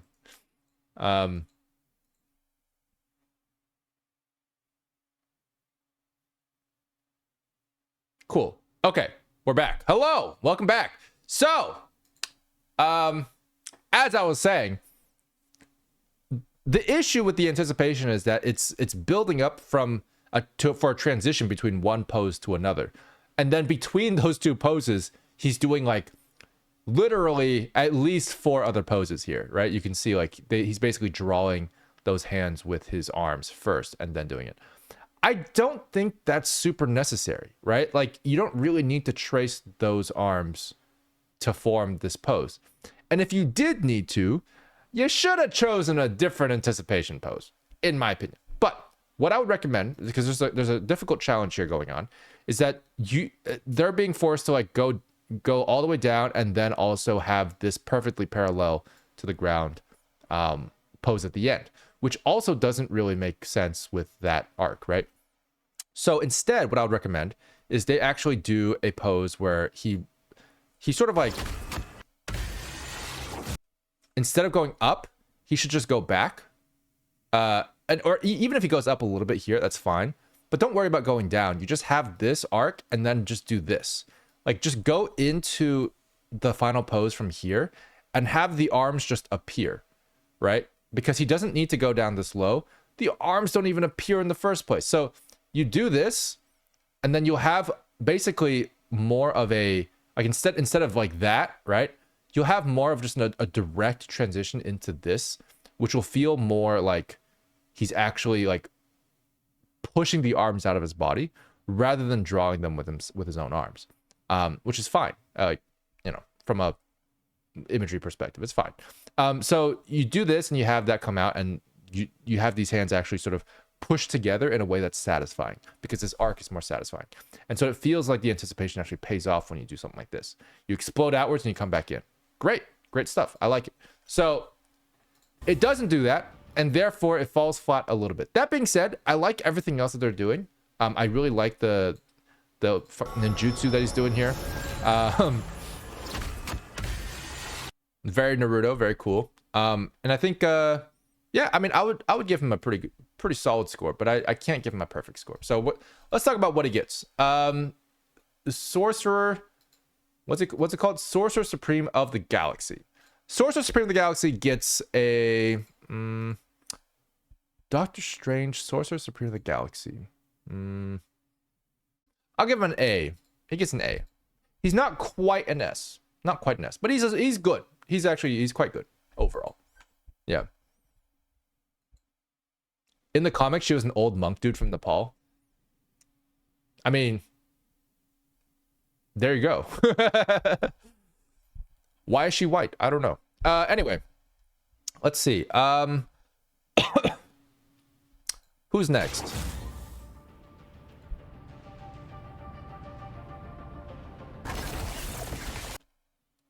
Wait, whoa, what is happening? Oh, this is God of Magic? Oh, shit.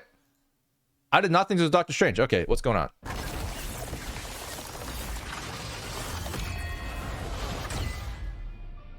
That's what I'm talking about, bro. Dude, look how satisfying going into that pose was.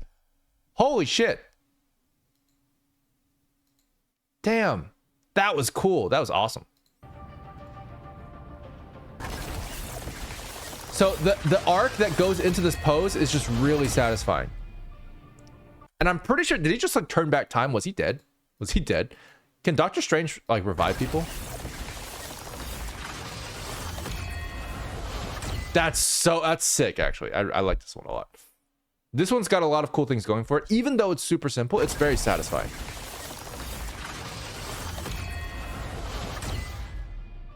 It's very satisfying. The only complaint I have is that he feels a little off center. Like I just wish he was like, I just wish he was here. Like, I don't know, like I feel like he should be like a little lower, you know, like just center on like the Eye of Agamotto instead of like his crotch.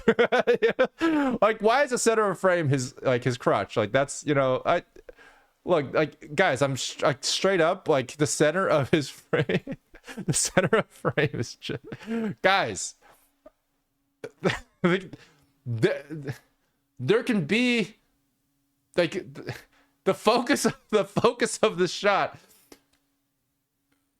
Anyway, I just think that's the one gripe I have with it. It's a small thing, but he just feels a little bit like he could be a little bit he could be a little bit lower. He could be a little bit lower.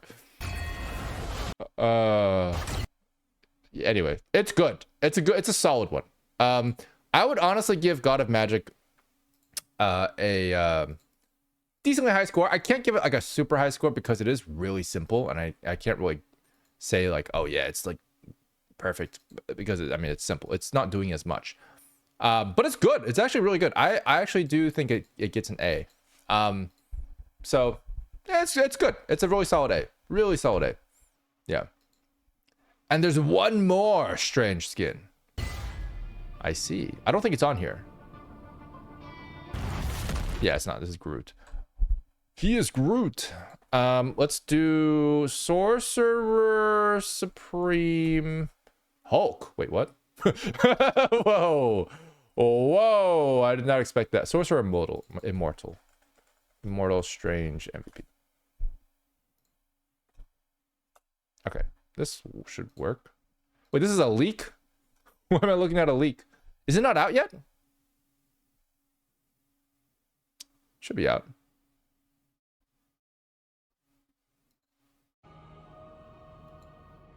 Cool. That looks sick. That's one Hanzo ass looking motherfucker. Oh, that is one Hanzo ass looking motherfucker. Holy shit. That is, goddamn, dude. I did not know I was gonna be so fucking on point. That is literally, this is literally the dragon cinematic from Overwatch. Am I not it's on point? Okay, anyway, I'm not gonna. This is just the intro, I assume. It's pretty cool. That was crazy. That was crazy. Oh, that's fun. I didn't know their heads actually rotated with you. Chinese instead of Japanese? True. Very true. Cosmetics. Yes. Quinlan.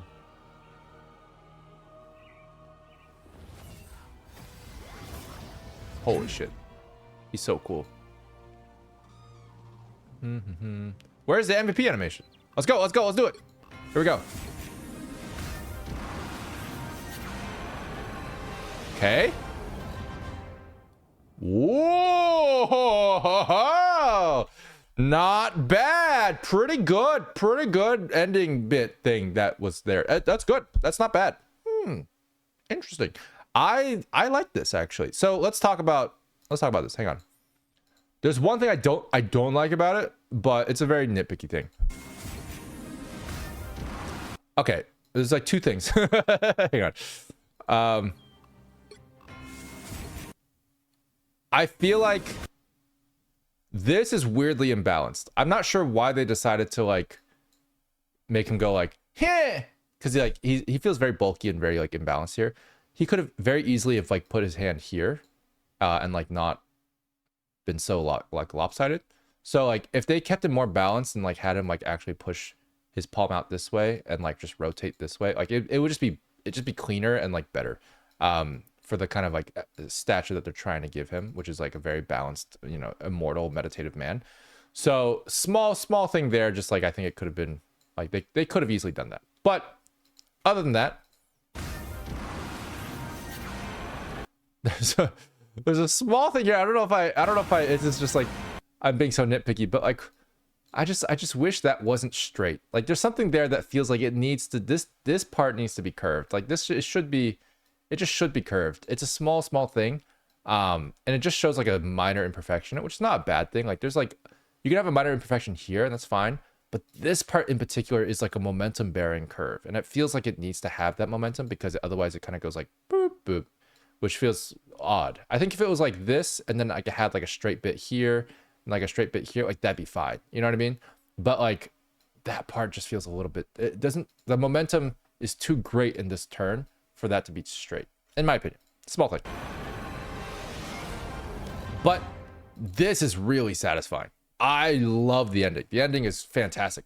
Really cool pose. Like, holy shit, are their hands huge. God, dude, I thought maybe I was crazy, but no, turns out not really. Everyone's hands are just absolutely ginormous. Yeah.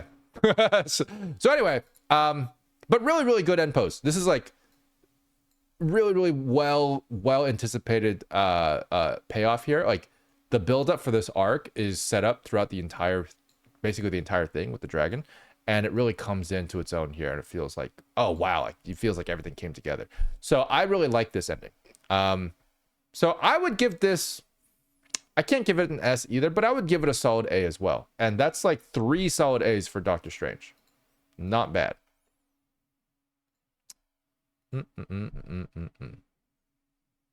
3 solid A's for Doctor Strange. Look at that. Look at the sweep there. Good job, Doctor. Doctor Strange. Exactly. Yeah. Pretty good. Pretty good. He's got invisible trap syndrome. What's that? Oh, invisible trap syndrome. Oh, yeah, that's true. Hyper Potion asks, did you watch Ne Zha 2? I did watch Ne Zha 2. Yes, I actually have.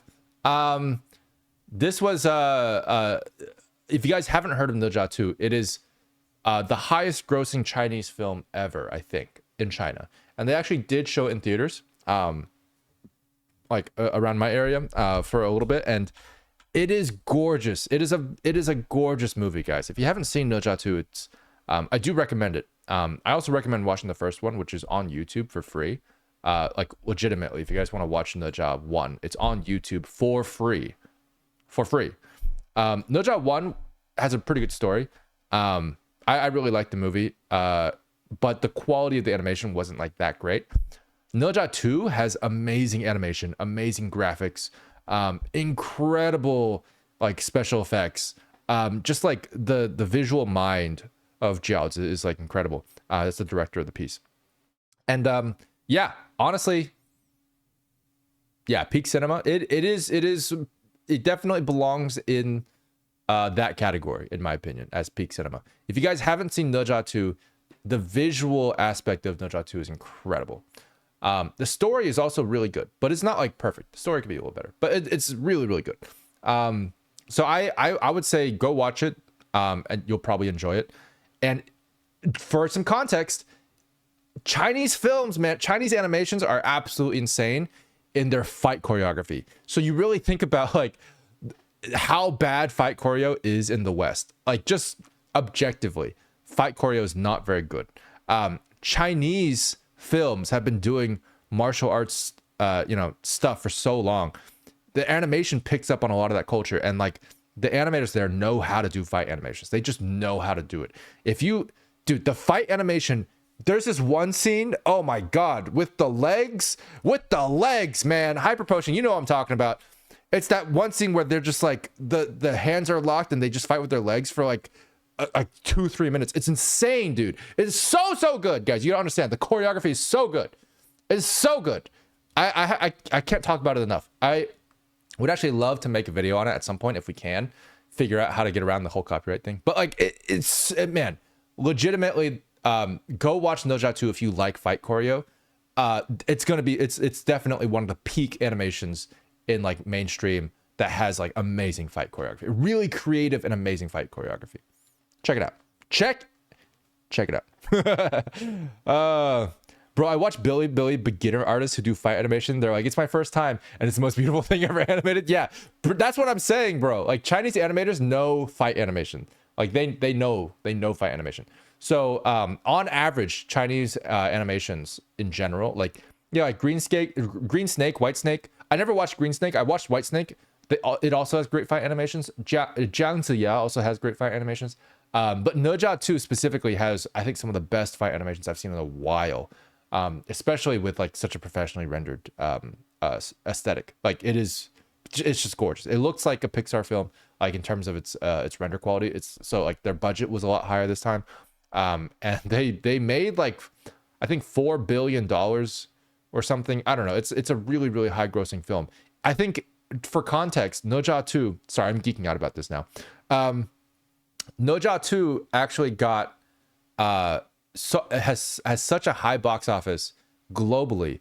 Historically, it's only behind like Avatar, Titanic, and the Avengers movies. And that's it. Those are the only things that have beat out Ne Zha 2 in box office so far. Think about that. Think about it. Yeah, Ne Zha 2 is insane. It's a huge accomplishment. Anyway. There was this fight in the movie Bullet Train where they fought in a quiet wagon. Oh yeah, that was fun. Bullet Train was great. I actually love Bullet Train so much. It's so funny. If you guys haven't seen it, it's actually so funny. Bullet Train is genuinely hilarious. Yeah. I think my favorite fight in that movie is the second trial. The second one. Oh yeah. Yeah, that one was really good. That one was really good too. That one's incredible. Yeah. But all of them are fantastic. God. Anyway. What were we doing? Oh yeah. Mirval Rivals. Who's next? The Groot. The Grootster himself. Hey, Grootster. How's it going? Haha, we got an ad break. Very cool. Yeah. All right. Ads. Bezos! Bezos, why have you done this? We are waiting. We are waiting for this. We are waiting for more ads to be done. We are waiting for the ads. The ads are waiting.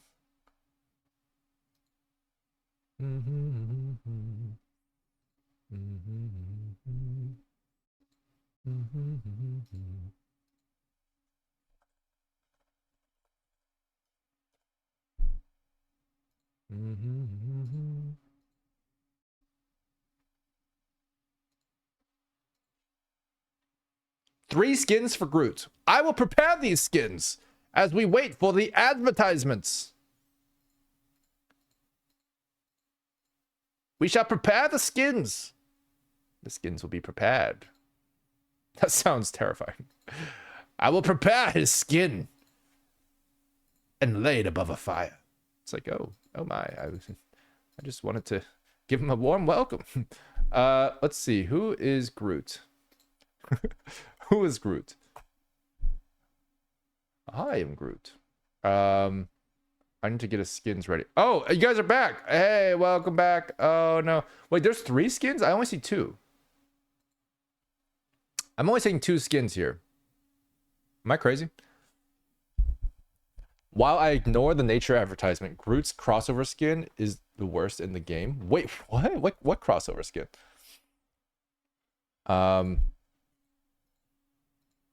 Anyway, I'm only seeing 2 here.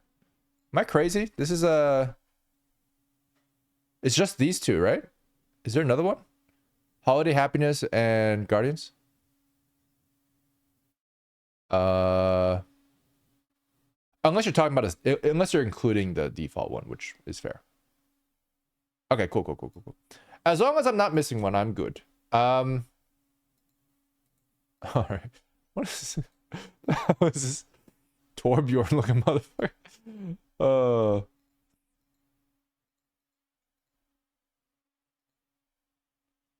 Guys, look. I'm not. Does that not just look like? That's just Torbjorn. He even has the claw. That's just Torbjorn. This is straight up. This is. It's guys. This is Torbjorn. My pattern recognition brain. This is Torbjorn, but a Christmas tree. Anyway. Okay. Let's go here and let's watch Groot's default animation. Okay, cool.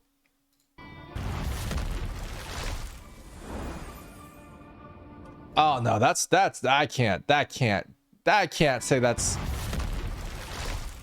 a bit lazy. Come on, guys. I mean, it's decent obviously as a thing, but like he only does one move and then immediately like you would think maybe these roots, but these roots are also just yeah, I mean they're pre-existing and then they have like a thing that like fills it in. And then it's a separate effect. It's not the character animation. And then you just have a screen wipe. Ah, come on. That's a D. I can't give that high. You have one pose basically. That's a little much. It's got decent anticipation to it, but D for decent. It's all right. It's all right. I can't. There's nothing else there to look at. I mean, I can't really say there's anything there to look at. I am curious about this though. Is this an actual mesh, or is this like? It's clipping the camera. It's clipping the camera, guys. There's clipping. This guy's clipping the camera. Oh my god. Yeah, they scaled up the hand for sure, but like you can't just. Come on, man. Anyway. So it goes a little too far. But either way, you know, it's decent for what it's trying to do, but it's very, very simple, and I can't give it a super high score. It wouldn't be fair. All right. Who is next? Oh, that's cute. Wait, what? Wait, what?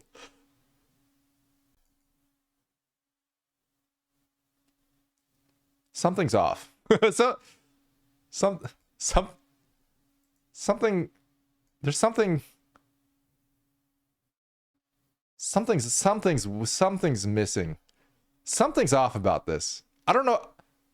I actually don't know what it is. I think it might be the eye distance. Maybe. There's something off about this. I think it's the eye distance. I mean, this is really cute, to be fair. Hang on, I'm gonna do some research.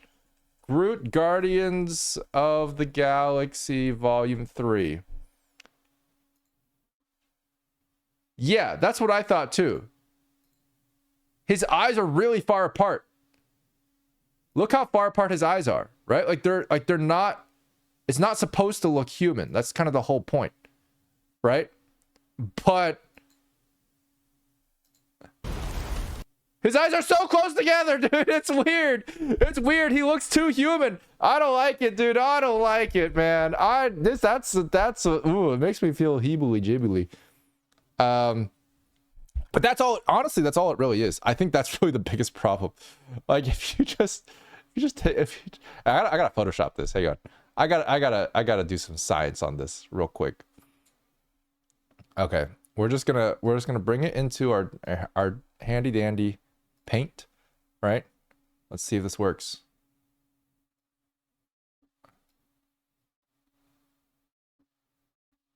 Bruh. It's already better. I don't know about you guys, but I'm already feeling a little better.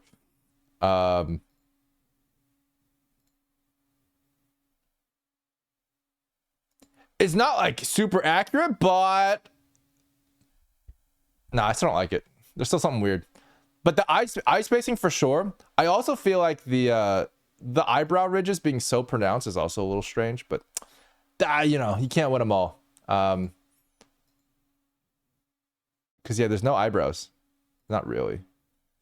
But like, damn, he has eyebrows.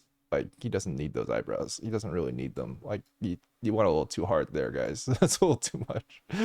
Oh, crazy, dude. Absolutely insane. I don't know, man. I feel like they could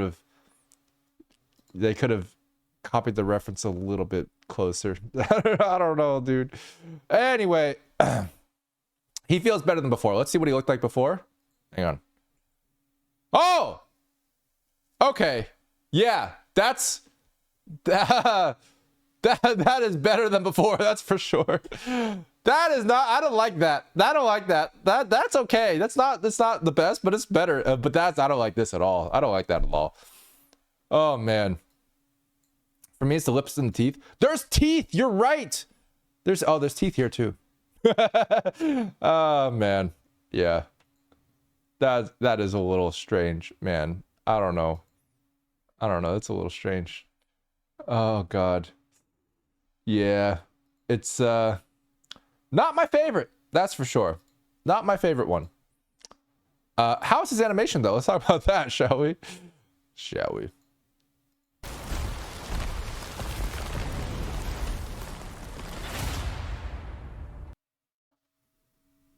I mean, here's what I'll say. Get up animations are generally pretty hard. So this is cute. But they also hide like most of it. So like, yeah.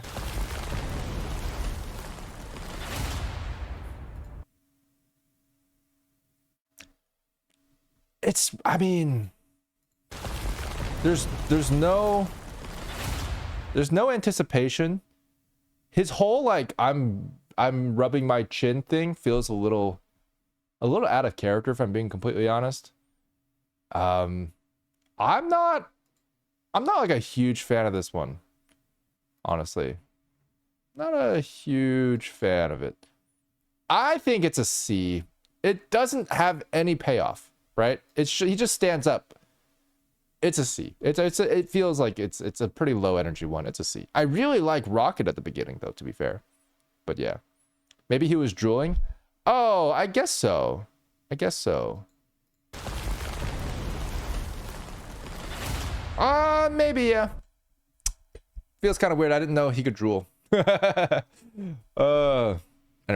Okay, cool. So, who is next? Oh my god.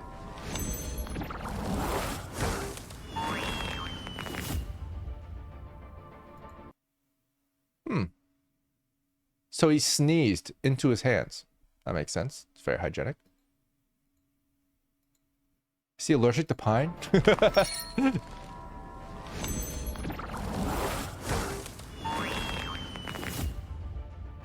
I don't know how I feel about this one.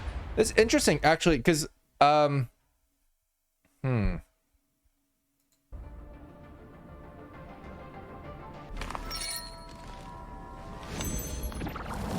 there's something wrong with the poses, and I don't think it's like breaking anything huge, but like for example here, I talked about this before, like the tangent, it's kind of hard to see Rocket here, and it's a lot to do with the fact that there's this giant green shoulder pad here in the back, and it's really kind of blocking the silhouette here, and he's got like a beefy ass arm, so like you can't even see his hand either. Like you can't see, like we kind of want this silhouette. If we can get this silhouette, we'd be in much better shape. I could see everything, it would feel good. But unfortunately, we have a lot of other things on here. The beard is really pretty, to be fair. It's nice and cool. This is a little bit hard for me to digest because I can't see shit. Just to be completely honest, this silhouette is unclear. Like you can't really see his hand. It's not separated from the rest of his body.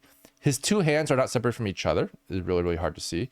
I can't see his other arm at all. So I have no idea like where that's coming from. It's also overlapping with his body like a lot. So like, all of this is just like, if I were to be like critical to silhouette, this is just one big blob. It's just one big blob. And then the problem is that it's trying to get you to focus on this focal point here where you look at what's inside here. It is impossible to focus on this because like there's so much detail just in this area, and it's not being separated really appropriately from the rest of the detail here. They have a light on here, which is the decent help, but it's not really enough to actually, like, because this silhouette is actually not properly separated from this silhouette, not properly separated from this silhouette. It's just a lot of things just like overlapping each other. It just feels like a big pile of noise. I can't read this pose. And this is like the main pose of the anticipation. So then he does the sneeze, which is fine, but again, I don't even know what he sneezed into. Like I didn't know what the stakes were. So it didn't give me any kind of investment there, which it could have if it was a little bit better posed, I think. But he does have a really noisy character design, so it's difficult. And this is cute. I think this is cute, but I feel like it could be, it could have been set up better if they had a better pose there. It's good. It's decent, but I would give Christmas Groot like, I would give Christmas Groot probably, he's a B. He's a solid B. He's not bad, actually. Like there's good things about this. I like the end pose. I like the anticipation to it. And the pose at the beginning could be better and it would already be pretty good, but it's just like a really difficult to read design, and really difficult to read poses that could have been significantly better. But overall, good ideas. Yeah. The expression goes deadpan instead of panic. That's true. I wish this expression was a lot better. This feels like it could be significantly better. Like, it doesn't look like he actually cares. That's another thing too. I agree. Yeah. B for bad. B for the best Groot one so far. I've not been very impressed with Groot, to be honest. Oh, we got the Hawkeye. Okay, cool. We're done with Groot. We finished Groot. Yeah. I just came up with a question. In your opinion, how hard is it to work with gems in 3D? Gems.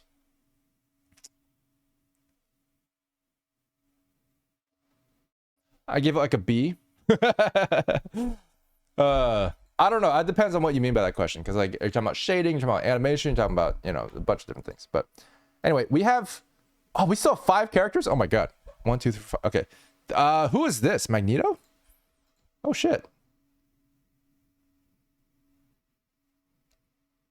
Okay. That's not Magneto. Doesn't Magneto have a daughter? Who's Magneto's daughter? I forget. Magneto with 2 skins. Okay, cool. Diamond Amethyst with shading. I mean, shading, you could probably have good shading with gems pretty easily. I mean, if you want PBR gems, like, you just use the glass shader, and then you're like pretty much 90% of the way there. Oh yeah, Scarlet Witch. That's right. Scarlet Witch is his daughter. That wasn't in the movies.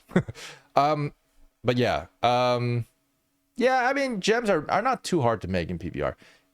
If you want to do like NPR stuff, gems are difficult, but they're not impossible. You basically just need a matte cap, in the same way that you do metal. Like, it's not that different from metal in a lot of ways. But it is difficult. I will say it is much more difficult than NPR. Yeah. So yeah, it's hard. Hope that answers your question. I don't know, without going too much into detail about it on the technical side of things. All right, Magneto. Oh, that's pretty cool. Is that actually how he attacks in the game? He has like a broken sword. That's sick. He feels like it's like the broken sword of Isildur.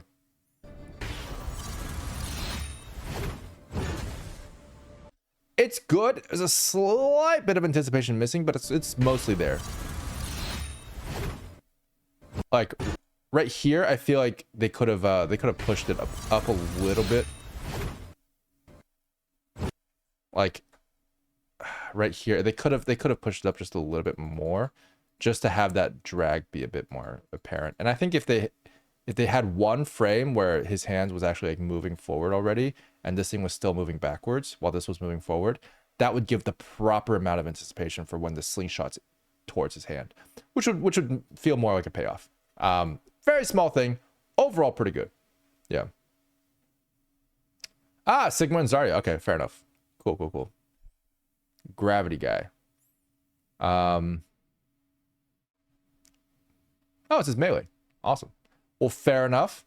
Honestly, I like this one. I think it's decent. I would give it... I kind of want to give it an A, actually. It's pretty cool. Like, it's decently satisfying. Like, this is a pretty satisfying pose. And pretty decent anticipation. It's got one issue with it, but like overall, I really like the idea of it. It feels very Magneto. It feels awesome. I actually like this one. Yeah, that's good. That's good. Let's see the other ones. We got 2 skins for Magneto.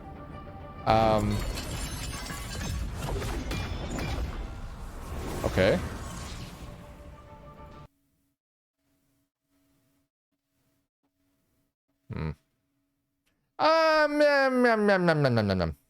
That one was that's okay. It's decent. It didn't really have like a payoff. Let me find Magneto's thing real quick. Where art thou, Magneto? Magneto. There we go. This one is called Master of Magnetism. That's cute. Wait, why is it called Master of Magnetism? I'm guessing that's from the comics, but like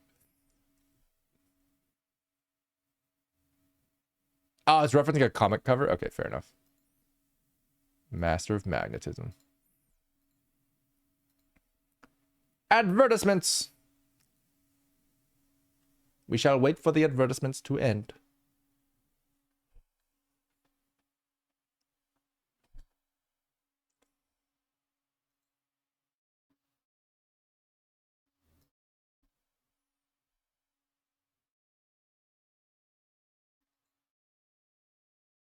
Have you guys returned from the advertisements? Excellent, excellent. All right, let's watch this one again. I think I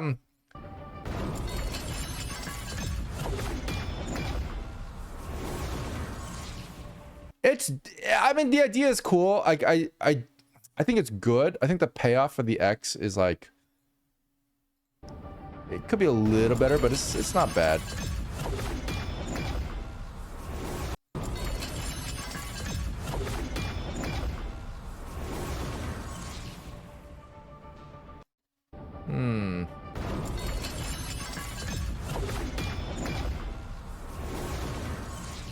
How do I feel about this?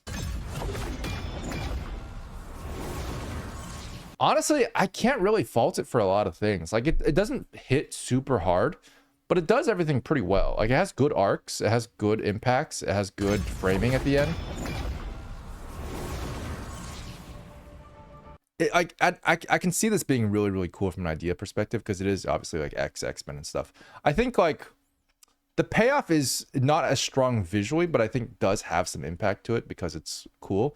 I give it an A, honestly. It's really solid. Animation wise, it's actually really good. And like directing wise. Like it feels good. Yeah, it's really not that bad. Yeah. Both the pillars go down, but then the timing seems weird. Is it though? Let's see.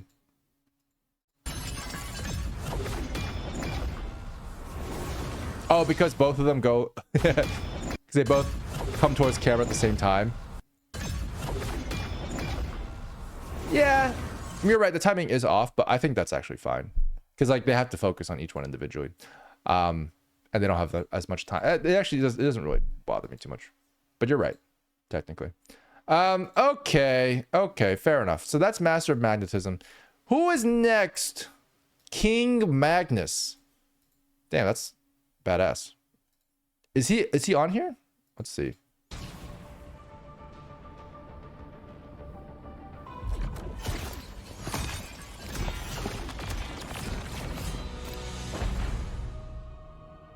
Oh. That's it?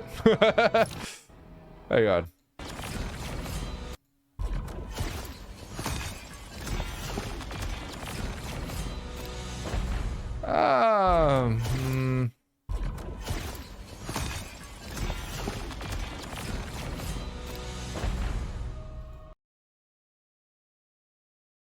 He just raised his hand.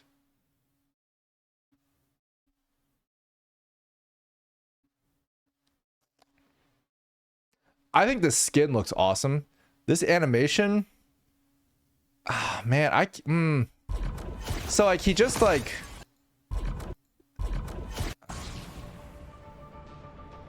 I don't know, dude. The platform that he's making is just a pile of junk, which makes sense from a Magneto perspective, right? Fair enough. But like the sword at the beginning was so like cool and like, you know, made something. But this is just like it's just a pile of junk that he's standing on. And from this distance, just looks like a pile of junk. So it's like, you're not really getting the full like significance of this moment. It just doesn't, yeah, it doesn't feel right. Plus, like, for some reason, the lion is outlining his foot, which it shouldn't be technically. But like, and then he just raises his hand, which is like, I can't give it a high score, man. I can't. That's tough. That's tough. I would say probably King Magnus.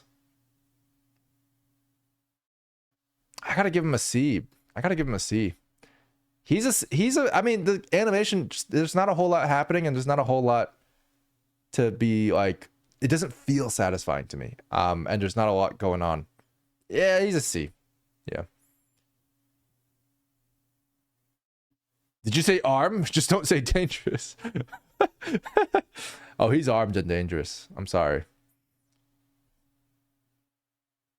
That velvet scrap metal, yeah.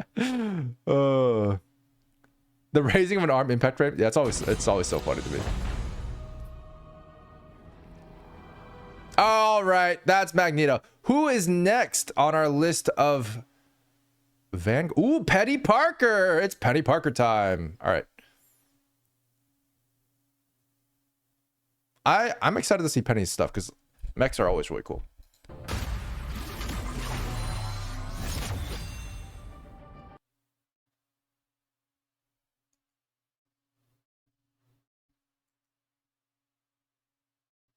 I forgot that she's basically Diva. Okay. So this is actually really cool. This is really interesting. I was a little bit taken aback by this because there's a clear anticipation here for him to, like, the mecha to actually, like, attack, and then suddenly, like, she crawls out of it like a spider, which is a really cool thing.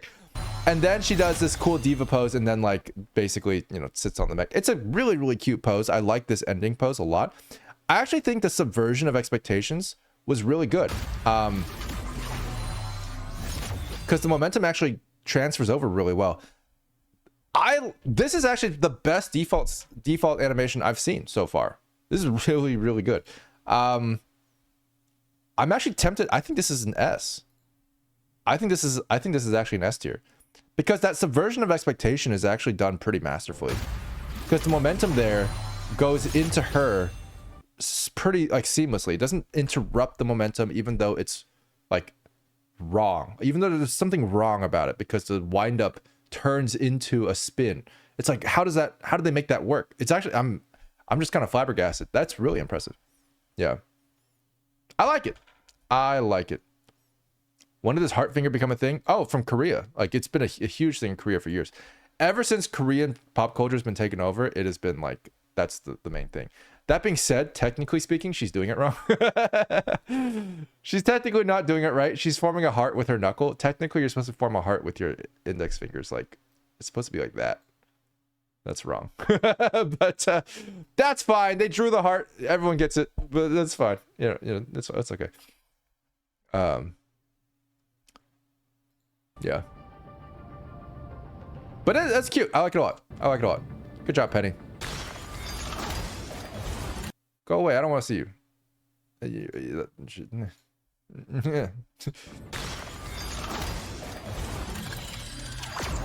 Holy shit.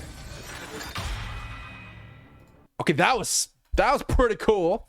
Let me just pull up the name of this one. What's this one called? Penny Parker skin. This is Venom. Well, that's not confusing. Okay. Wait, is this the only skin she has? She only has one skin? There's no way. Luna does a heart the same way? Yeah, I mean, it is a bit of an Asian thing, arguably, but, like, it's traveling.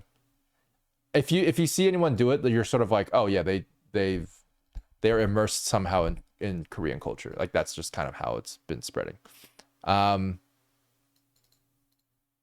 Cool.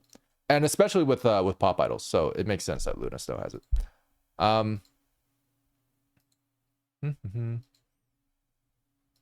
Yeah, just one skin. That's sad. I wish it was more. Penny Parker Venom. Let's take a look at this again.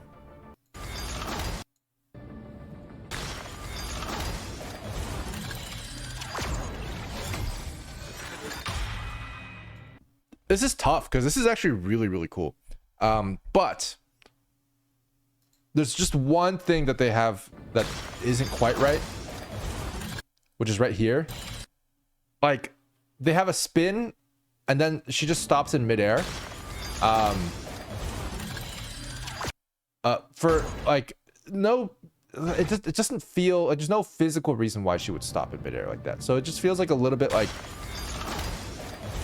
maybe they could have maybe they could have transitioned it a little bit better. I think it would have been fine for it to stop in midair, because stylistically, obviously, that should be possible. But like, the problem I think is that they really slingshot this chest around a little bit too hard, to the point where it's like that momentum alone should have like brought the rest of the body over. It feels like it has more momentum than it really probably has to, and that's actually what works against it in this way when it stops completely, because the momentum is gone after that.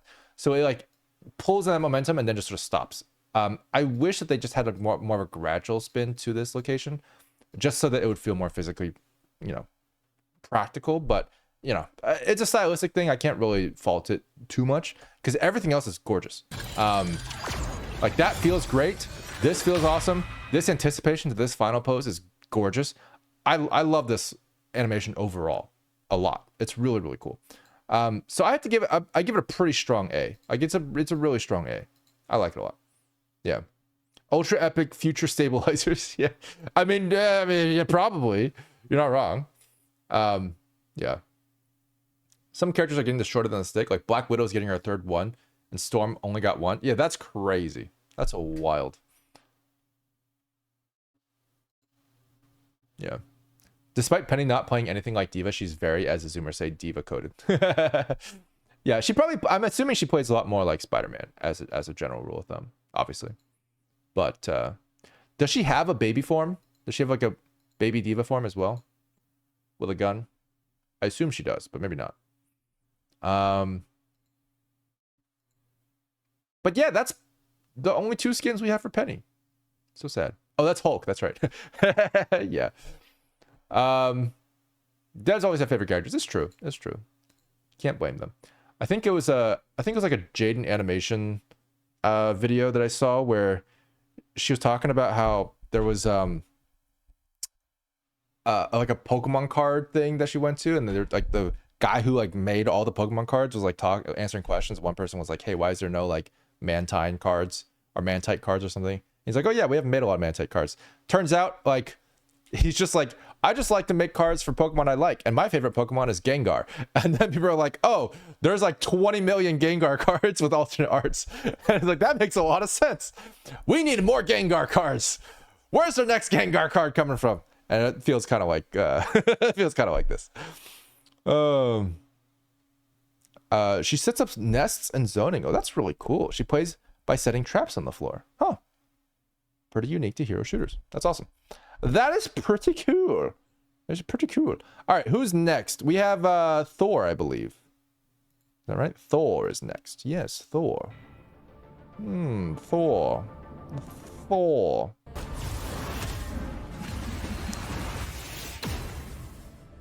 Is that laggy to me, or is that just my video, or what's going on? That feels laggy, but I don't think it is. I think that's just how the animation is. Am I crazy?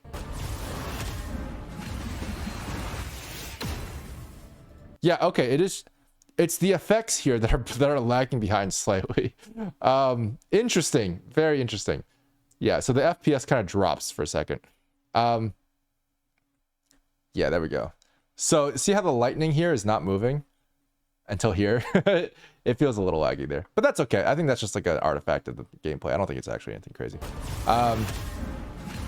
One thing, I really like the impact of this beginning. That feels fantastic. One thing I wish that they had a little bit more of is like, I don't know, some weight on this pull up. So like he pulls the hammer up, and then he sort of holds it like that.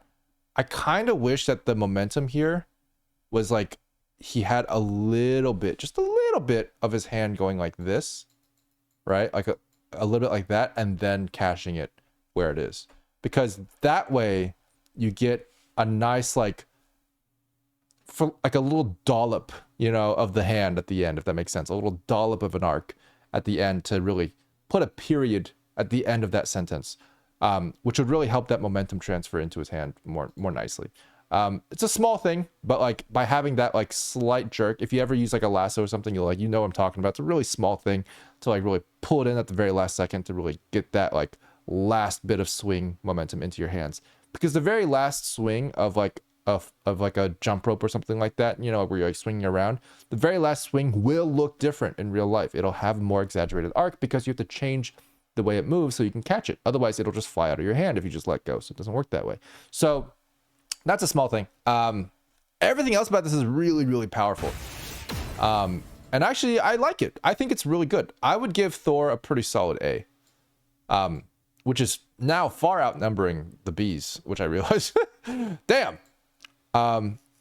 Yeah, I won't take anything off for the lag, because I think it's not the video, but it's the actual effect that just wasn't loaded properly. For some reason, they just put it in here. So that's a small thing. But yeah, I would say it's a solid A. It's not perfect. It has a couple things that could be better, but the ideas here are really good, and it feels really satisfying. Like, that feels great. This could be a little better, but then this feels also really good. So like, if they just connected that with just a little bit of that dollop, I think it would have been pretty much an S. Like, it could have easily been an S. The helmet looks cool. The helmet does look pretty cool. Yeah, I agree. Who's next? Another Thor. Yes. Holy shit.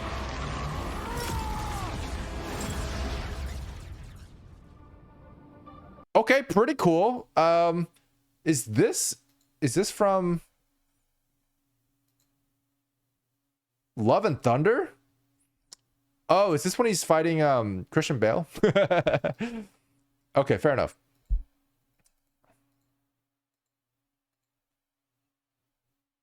Oh, because he has to crack Mjolnir. Yes. Mjolnir.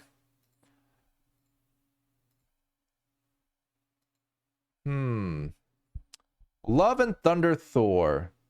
I did not love that movie, to be honest. Thor vs. Batman. Yeah, pretty much. I love that. Honestly, I don't know why they did this. I don't know why they had this end pose, because they had such a great end pose. Like, look at this. Hang on, there's an ad break, but look at this anyway.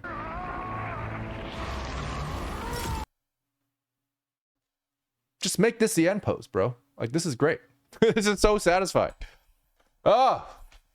Advertisements. We will wait for the advertisements.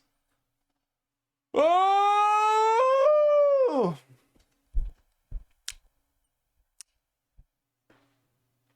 I've seen it once and forgot about it. Yeah, Love and Thunder was, I really liked Ragnarok. Like, Ragnarok is one of the... Ragnarok was probably one of my favorite Marvel movies. It was so good. It was hilarious. But, I mean, yeah. You know, Love and Thunder was a bit much. I think ultimately Ragnarok had really solid writing from like a plot perspective. And that way I would say the improv stuff that they did like throughout the movie worked really well to complement that. But Love and Thunder felt like the writing itself wasn't really strong enough. There was a bit of a Deus Ex with the Thor thing, the power thing at the end. There was like a lot of things that weren't taken seriously enough. The actual like plot itself seemed to be kind of out of nowhere a lot of the times. It wasn't put together enough, I think, as a plot. But like, because of that, the improv stuff didn't work as well. The comedy stuff didn't work as well because it didn't serve any purpose. I feel like if the plot was good, the comedy could have been fine. Even though that the biggest complaints are usually about how the comedy wasn't taking the character seriously enough. I mean, I agree with that, but also I think the plot itself just could have been stronger, and then like the comedy bits would have been fine, in my opinion. Yeah. Anyway, welcome back. Anyway, welcome back. I just was ranting about Love and Thunder for a bit while we were waiting. Anyway, so what I was saying earlier is I don't understand why they needed a different final pose. This would have been a fantastic final pose. They could have just used this. Like, they had the entire thing was built up to this. And this feels like a pretty damn cool pose if they wanted to finesse it a little bit more and make it look more satisfying as, like, you know, the final pose. This should have been it, because everything was building up to this. This is the biggest payoff. It even has impact frames, if I'm not mistaken. Look at these gorgeous custom custom impact frames. I mean, just look at that, dude. That's like the first time I've seen this in a while in the Mirval Rivals MVP animations.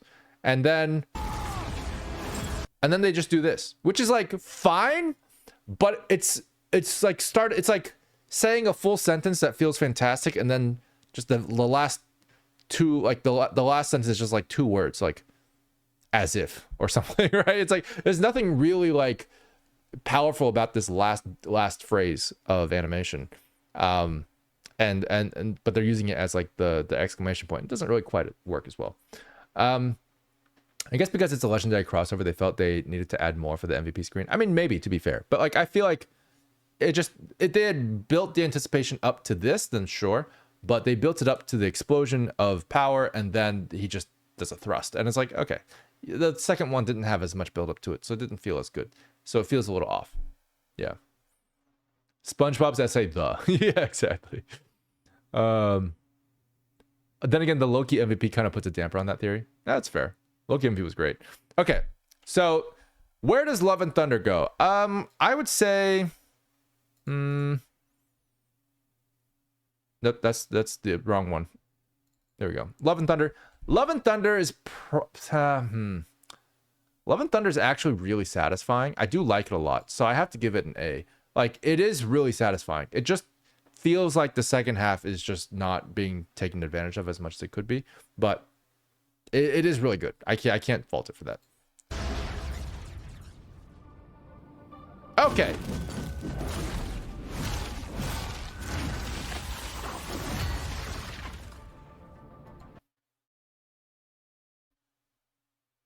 Okay, really good arcs on this one, actually. Wow, I like that way more than I expected. Hang on.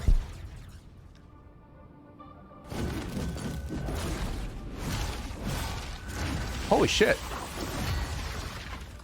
Wait, this is actually so good. What the fuck? Wait, I've never even heard of the skin before. It's called Thor Herald of Thunder. It's an epic skin. That was really good. Nobody actually uses that skin? Wait, are you serious? I mean, yeah, the skin is like, feels weirdly obscure, but this animation is, guys, this animation is probably like my favorite one.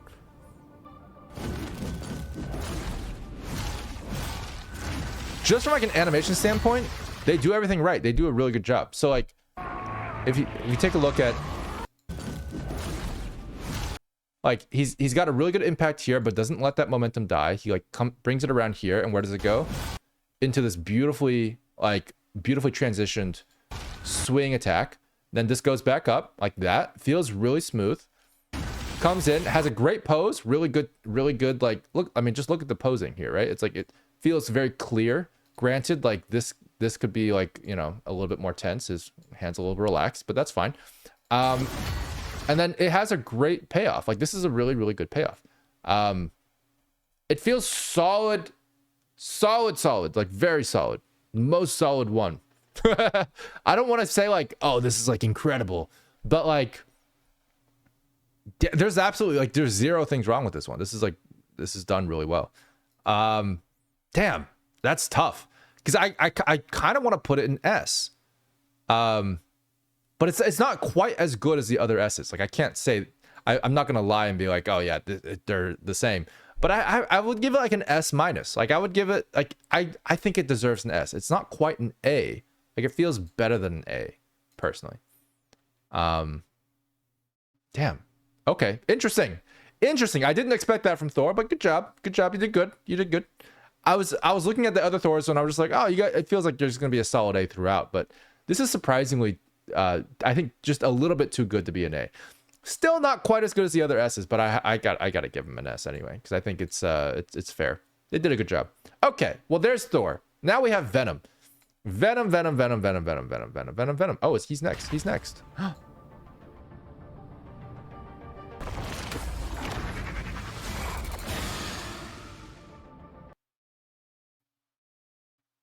Damn, that's good. Holy shit. That's a crazy pose at the end. Damn. What?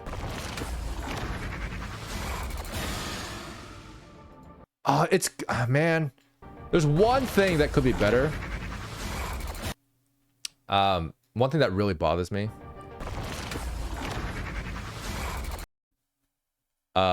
This. I don't like this. This bothers me. One is like it covers his body, which is like fine, whatever. But like the weird thing to me is that he pulls it. When he's pulling it, it's not taut. It should be taut. Like this by this frame should be straight because you're pulling it. That's how pulling works. I understand that like this is technically like some weird symbiotic weird thing. So like maybe he has like muscle tendons here, and I don't like that. I think it should be it should feel taut, and then that'll actually bring the line of action into where it's going in a lot better, and it'll anticipate it better. It's a really small thing, but like if they had that, it would feel like at least twice as good. But it already is very good, so I do really like it. I gotta give it an A for sure. But damn, that list is getting very long. But I do like it. But if it just had, if it was just straight, it'd be like an S, I think, honestly. Okay, cool. Let me see what other skins Venom has, and we shall prepare them.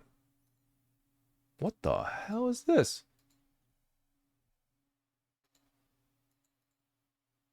Damn, okay. Space Legion. Space Knight. What the hell is this? Damn, his skins look awesome. Okay, we're gonna look at them. See what's going on.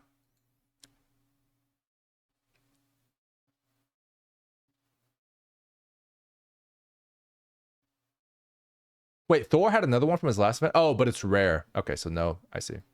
No animations. I see. Okay, here we go. All right, Venom, let's see your other skins, shall we? I've got high hopes for Venom.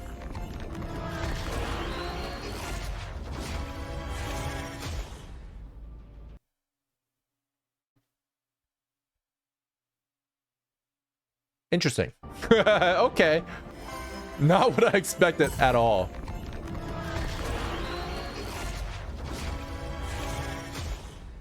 Okay, hang on. Does Venom have like a trap? This is like he looks like one of those like bobbit worms or whatever they're called. It's terrifying. That is terrifying.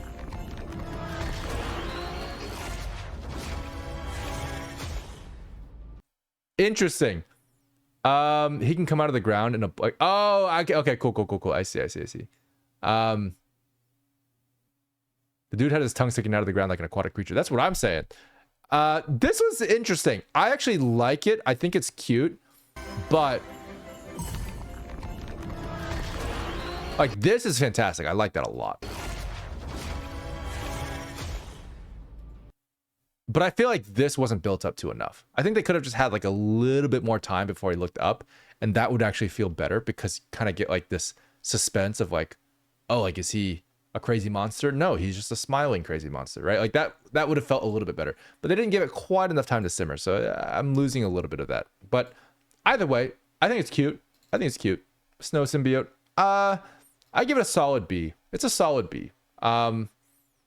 It doesn't do a whole lot more than just like pose once or twice. So I can't really give it like a huge score, but it's good. Yeah. Did he chomp his tongue off? That's the thing I don't ever understand about Venom. It's like his tongue is always out until it's not. And then it's like, what is it doing?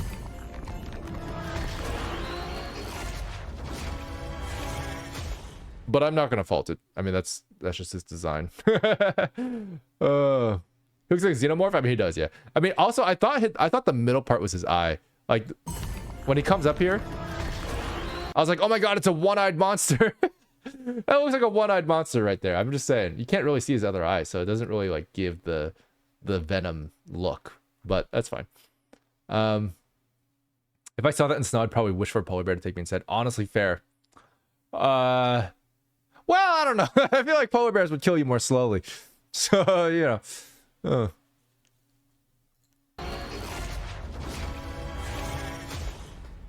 All right, who next? What's next?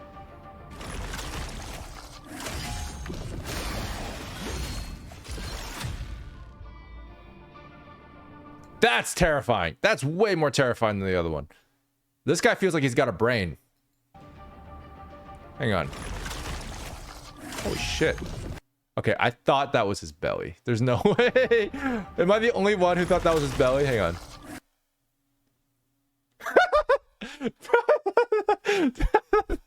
Wait, am I the only one who thought this was like his other shoulder, and like this is just he's like pregnant? And he's got, am I the only? Oh my god, dude, that's the silhouette is a little confusing here. I'm not gonna lie, but like it should be obvious. I can't really. This has to be my fault, surely. Why does he look pregnant? Like, if you guys imagine like a head here, you know, which obviously is not there, so I don't think I don't think this is a common way to perceive this, but like I immediately just look at this and I go, that's a gut. Like, that feels like a gut. I don't know why, man. There's something wrong. Okay.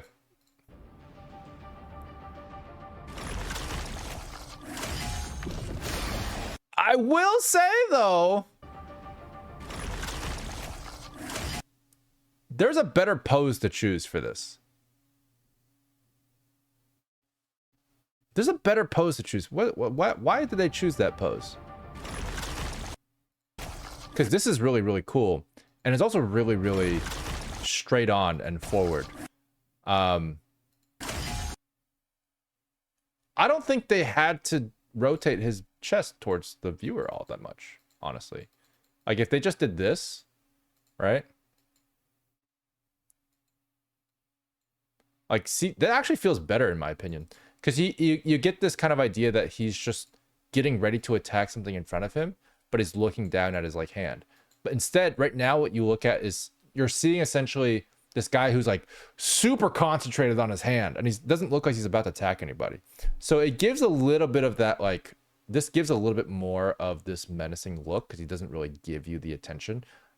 So if they actually faced forward like this, I think that would feel a bit better, and it would also be a bit more clear. He wouldn't have this weird beer belly silhouette. Again, I admit that's just me, but I do think there could be an improved pose that would not only eliminate the risk of people like me perceiving it with a bigger belly, but also give a more menacing personality. So that's my personal opinion. I'm sure it's not biased at all. All right. Everything else is pretty solid. I do like that. I do like the slash at the end. I think it feels good. He's terrifying. I like him a lot. He's got a really cool skin. I think I would give this one.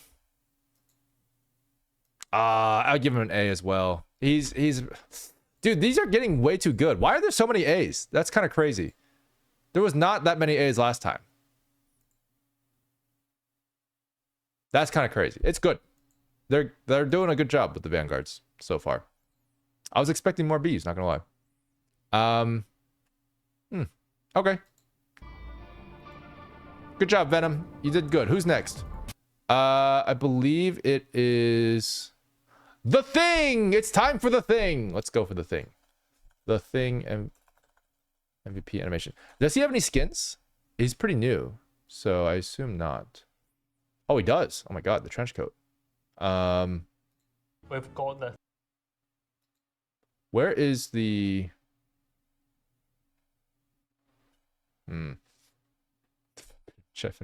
What is this thumbnail? Came out with one skin. Do I have to watch the YouTube short? There's no way. Oh my god. I don't want to watch YouTube short. I just want a long video to watch with like horizontal. Oh god. Please. All right. No, I don't like this. Give me the real one, please. Please. Fantastic Four MVP animation. I beg of you. This works. This'll work. Hey, Bizaruel! Hi, welcome. Came out with one skin. I gotta wait for Johnny Storm, so we're gonna skip that.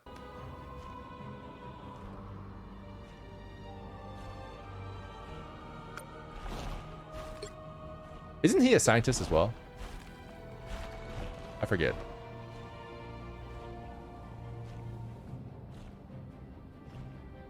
I like his trench coat though. That's pretty sick. He looks awesome. He looks awesome. How does he operate that camera? I don't know.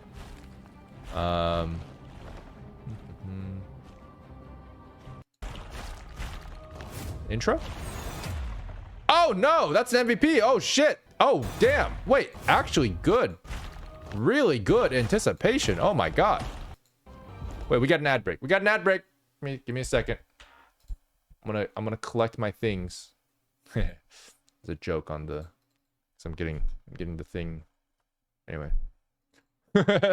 I'm getting the thing skins. Skins for the thing. I'm getting them collected. Hang on. Just one skin. Trench coat skin. Yes. Cool. We shall collect the things. Excellent. It is collected. They have been collected. He's just a pure-blooded New Yorker. Fair enough. Why did he go to space? I know he's friends with Reed Richards, but why did he go to space? He's just a dude. He's not a scientist at all. It's so funny. You can paste the video code as a regular YouTube. Yeah, but it's vertical. Like, I can't watch a vertical video. Yeah.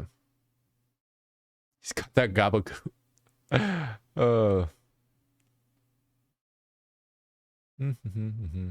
Giving as much care towards the Vanguards so that more would play them. I mean, honestly, maybe. Maybe. Making the tanks look cool as heck. His dash is literally named Yancey Streets Chart. Wait, what? Wait, you mean Yankee? That'd be so funny. What is Yancey? What the hell is Yancey? Am I not New York enough for this? Yancey Street Charge. You know, you're right. What the hell does Yancey Street Charge mean? I've never been to New York. My Texan is showing. Wait, what does Yancey Street Charge mean? What is that? What is it? That's so funny. I'm so confused. Anyway, I believe you. Yancey Street is where Ben grew up, I'm pretty sure. That's so funny. That's where like he lived or something. Bro, I can't even imagine. That's so funny. I mean, makes sense. Makes sense. Everyone on that street, they charge. That's what they do. That's how they do it. They charge. That's how it goes. All right. Anyway. Okay. Real talk. I actually really like I really like this. Let's watch it again.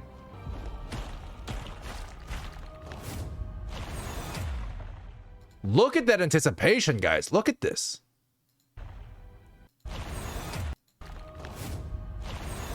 Look at that. The leading foreground element with the wind up. It feels really, really good, honestly. I have to say. I like this one a lot.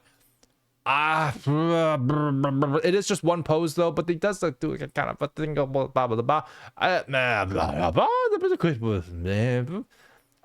want to give it an A so bad because I think it deserves it, but also there's so many A's now. We got to give it an A. We'll give him an A. We'll give him an A. You know, he's been through a lot. It is what it is. So let's see what else we got. Default pretty good. It's decent. Oh my god.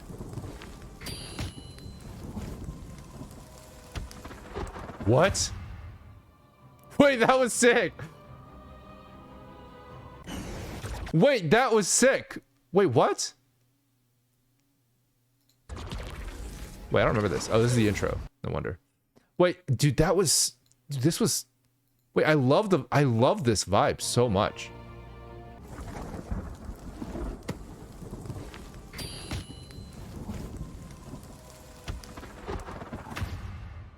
Wait, why do I like it's not even that impressive, but like so this is a really interesting one where like the payoff isn't really visually there, but like just the concept of it is actually so strong. There's actually a lot of animation going on here. I feel like I haven't seen as much like sort of casually writing in a notebook type animation stuff, right? Like there's a lot more subtle animation going on here. Catching the coin, pulling his hat down, actually like emoting and moving and acting a little bit. That's all being done here in a way that feels feels satisfying. Like honestly, like he's got some really satisfying movements here that are going on. And to contrast that with the thing, I think is hilarious. Like he's so well composed, and it's like, oh man, you would never think it'd be clobbering time, but it's clobbering time. Like that feels cool. I like this one a lot. Oh man, I hate that I like it a lot because it's actually so good. Every movement was really satisfying. I mean, just look at this. Like, just look at this. The book close, very satisfying. The coin flip, the catch, really satisfying. The arcs are really they're really powerful, and then like you get a pretty good weight shift here when he moves.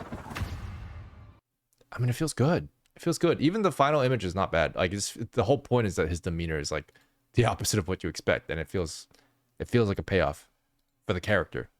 The sound design is really satisfying. True, I agree. I agree with that as well. Man, I actually feel like for a completely different reason than the other ones, I think I have to give that one an S. It's not like the same way. It's not satisfying in the same way, but it is like kind of a perfect animation. Like it's like everything about the animation throughout it was pretty satisfying. It was like minimal, but it was subtle in a way that felt really genuine to the acting. And like, it's not everything has to be super flashy combat stuff. It's legitimately very good. Man, that was good. I liked it. I liked it a lot. It was good. Your tier list, your rules. Yeah, you tell him. Oh, he's telling me. But yeah, I agree. I think, I think it stands above the rest regardless in some way. And we just got to articulate it. That's all we got to do. That's all we got to do.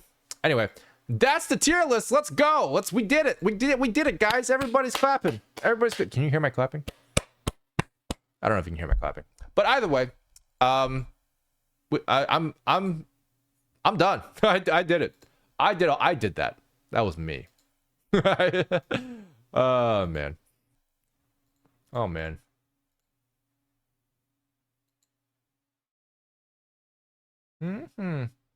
I hope you guys liked it. I am supposed to be going to a meeting in about 25 minutes. So I'll be doing that. And finishing up some work for today. Oh, an ultimate winner. That's right. I forgot about that. Yeah. Noise cancellation kills the echo. Sad. It's okay. But we will I will give an ultimate winner for Vanguard, but I do plan to ultimately give an ultimate winner for the ultimate list of people. So once we compile everyone, so we're gonna do this, we're gonna do each one separately, and then we're gonna go through and do like an ultimate compiled list of every character and every skin, which is kind of crazy now I think about it, but we're gonna do that, and then we're gonna choose like the final winner of like every single character and every single skin out of all of them. Most likely what we'll do is we'll compare all the S tiers for each one, that like, so we simplified a little bit, but still either way I think that's going to be a big doozy, and it'll be fun. It'll be something that we get to after the ridiculous list that is the Duelist. Duelist is going to be kind of crazy. We might have to break that up into 2 streams. Duelist is like the rest of the cast. I think it's like another 32 characters. No, that's crazy. I think it's like 18 characters in Duelist. I'm gonna do all their skins too. It's gonna be crazy. There's gonna be so many. There's gonna be so many Duelists, but we're gonna do them. Yeah. And maybe I'll play the game one day. He's not late after a stream for once? Yeah, actually I'm on time. I started on time today, kind of. I wasn't sure exactly how long the stream was going to go, but we did it. All right. You guys ready for the winner of the Vanguard competition? Out of the S tiers, I think there's like a pretty clear winner in my book. They're all good for different reasons. But the one that was the most satisfying for me... Let me think about this before I say it out loud.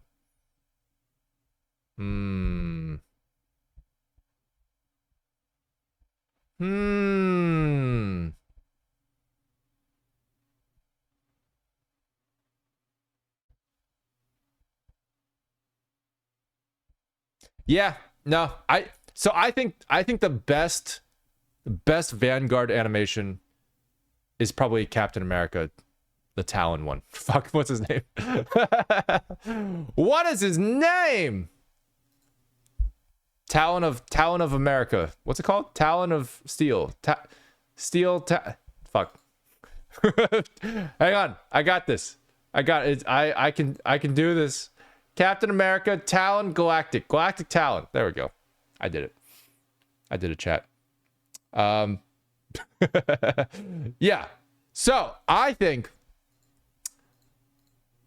by far the most satisfying Vanguard MVP animation is Galactic Talon. Captain America, Galactic Talon. His animation is so satisfying. If we take a look at it again real quick, take a look at this. Look at this guy.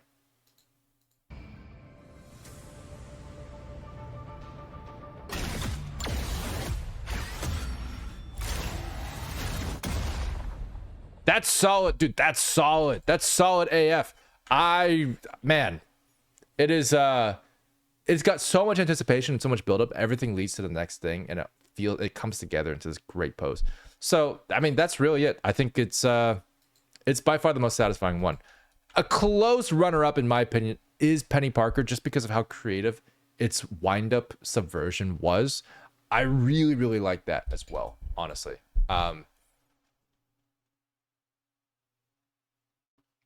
I would put Penny Parker in the running for a future episode, potentially, if we were to rank her with the rest of them, because I do really like that creativity. But right now, from a satisfaction standpoint, I had a much better impression of this one at the time. So I got to give it the Galactic Talon. All right, we've done it. We've done the Vanguards, everybody. Hope you guys enjoyed the stream. I'm gonna go do a meeting. Oh, guys, I'm so busy. I got so much stuff to do. There's yeah, there's just a bunch of things going on, and it's exciting. It's a lot of fun stuff, but I haven't been able to stream as much, and I want to be able to stream more. But yeah, I'll be back, but I don't want to say exactly when, because normally when I say, "Oh my God, Barrett, just thanks so much for the 6 reserves of the tier 1 stuff," I was just talking about how I'm definitely going to be streaming again tomorrow. I'm just kidding. I don't know if I will be able to stream tomorrow. I got a lot of stuff to catch up on, but I do want to stream again next week if I can.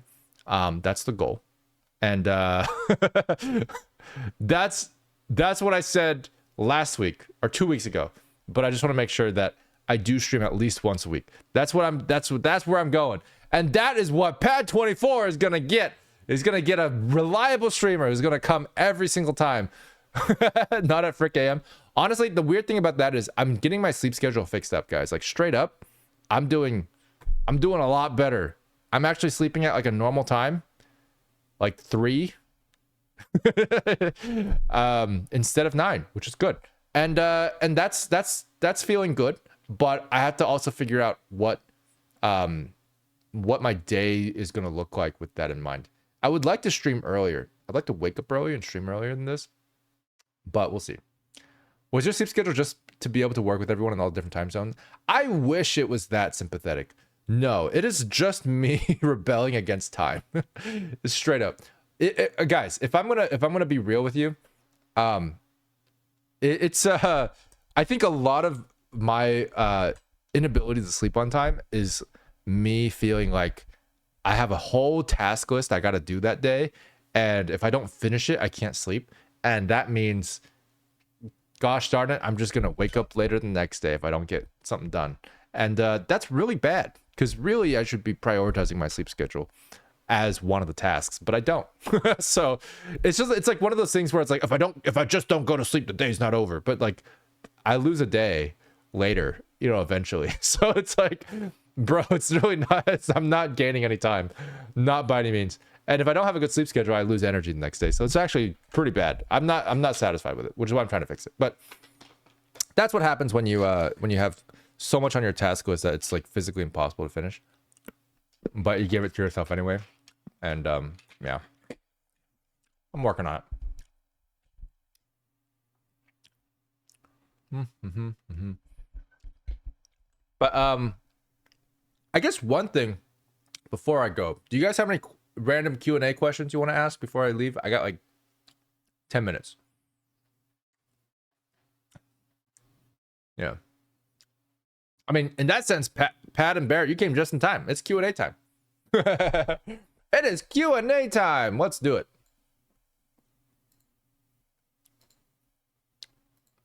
Where Blender Game Engine? Hey, I'm not responsible for that. There is a Blender Game Engine branch, apparently. Some people do it. Hey, Lathan Worlds, how's it going? You're the legend of animated vids every day. Oh, thank you. Appreciate it. I appreciate it. Did you hear about Legend of Hay 2? I have not. I've not heard of Legend of Hay 2. Did you talk about Flow? I did talk about Flow. I did. So, to go over what I talked about for Flow, if you guys can see this behind me. Flow is an incredible testament to how great Blender is to be able to make an Oscar-worthy film. But what makes Flow great is not Blender. And I say that with the utmost love to Blender.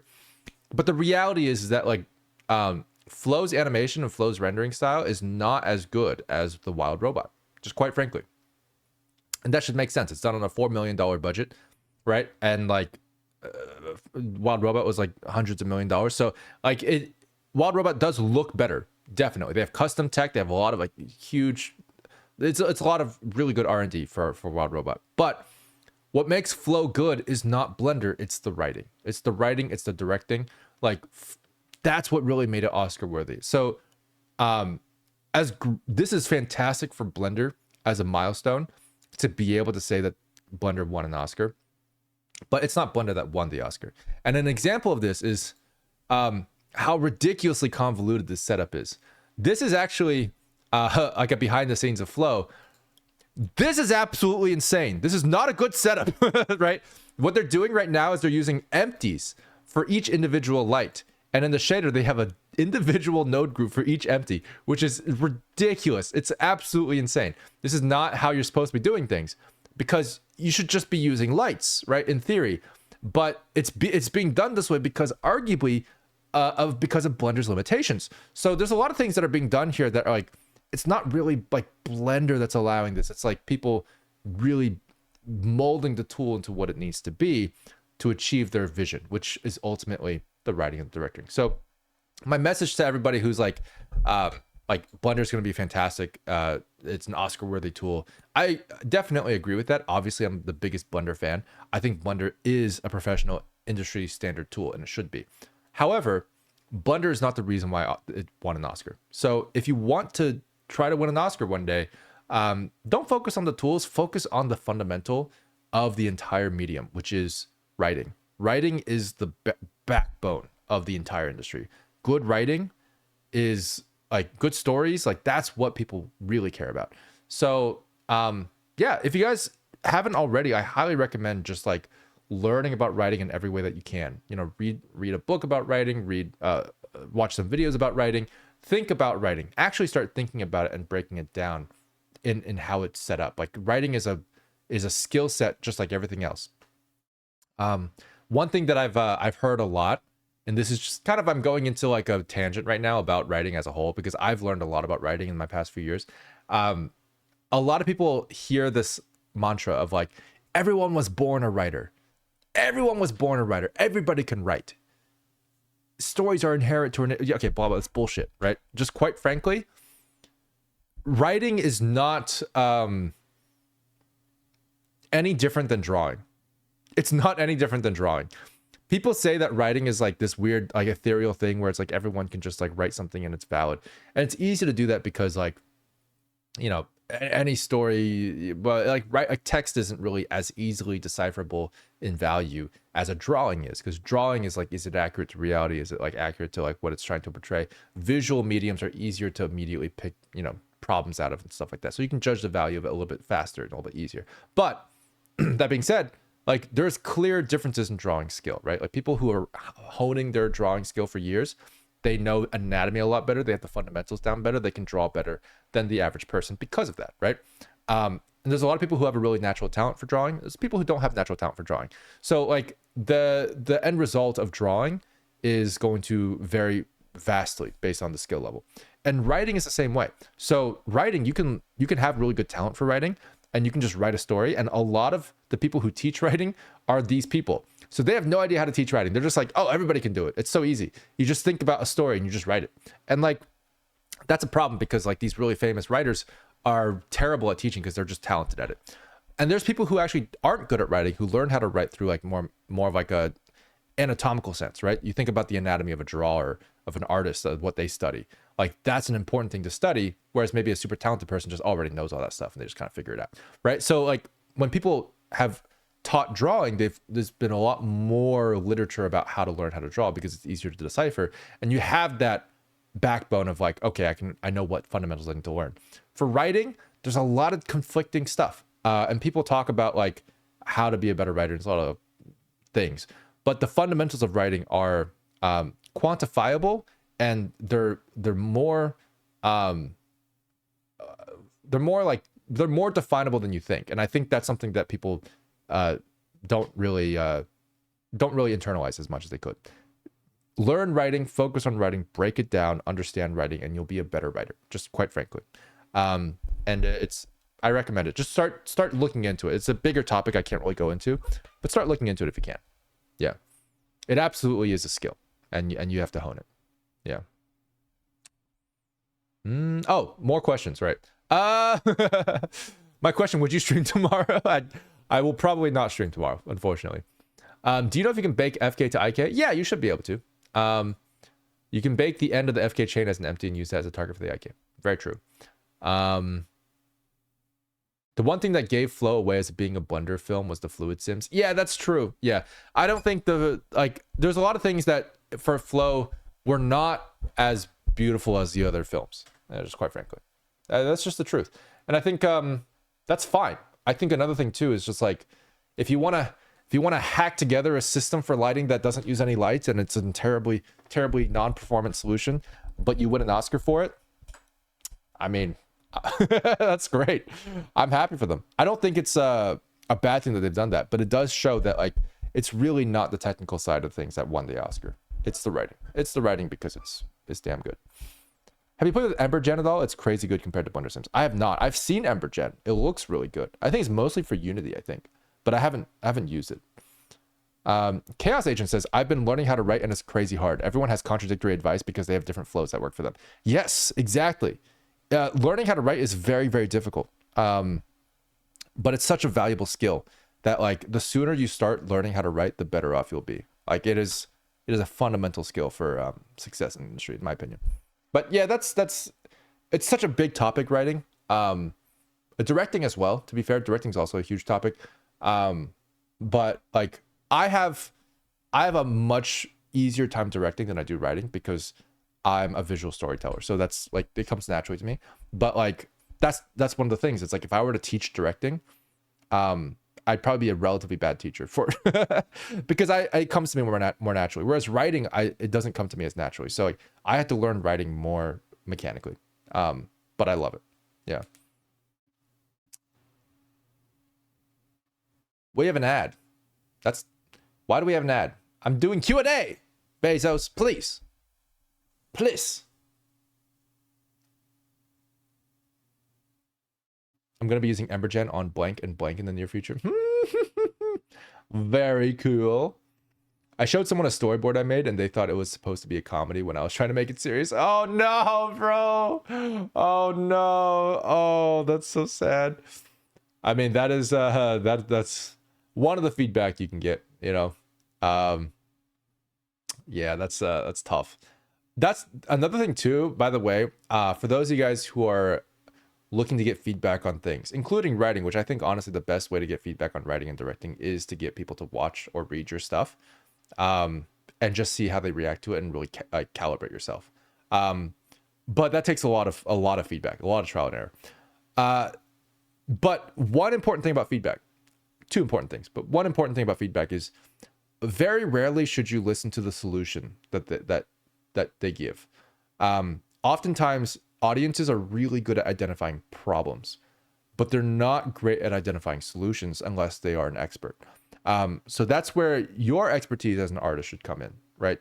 Identifying the problem that you can't necessarily see as a first time reader or viewer, because you don't have that unbias, is really valuable. But listen to the problem and then solve it in a way that you think will work. And that's generally a good advice for most feedback sessions.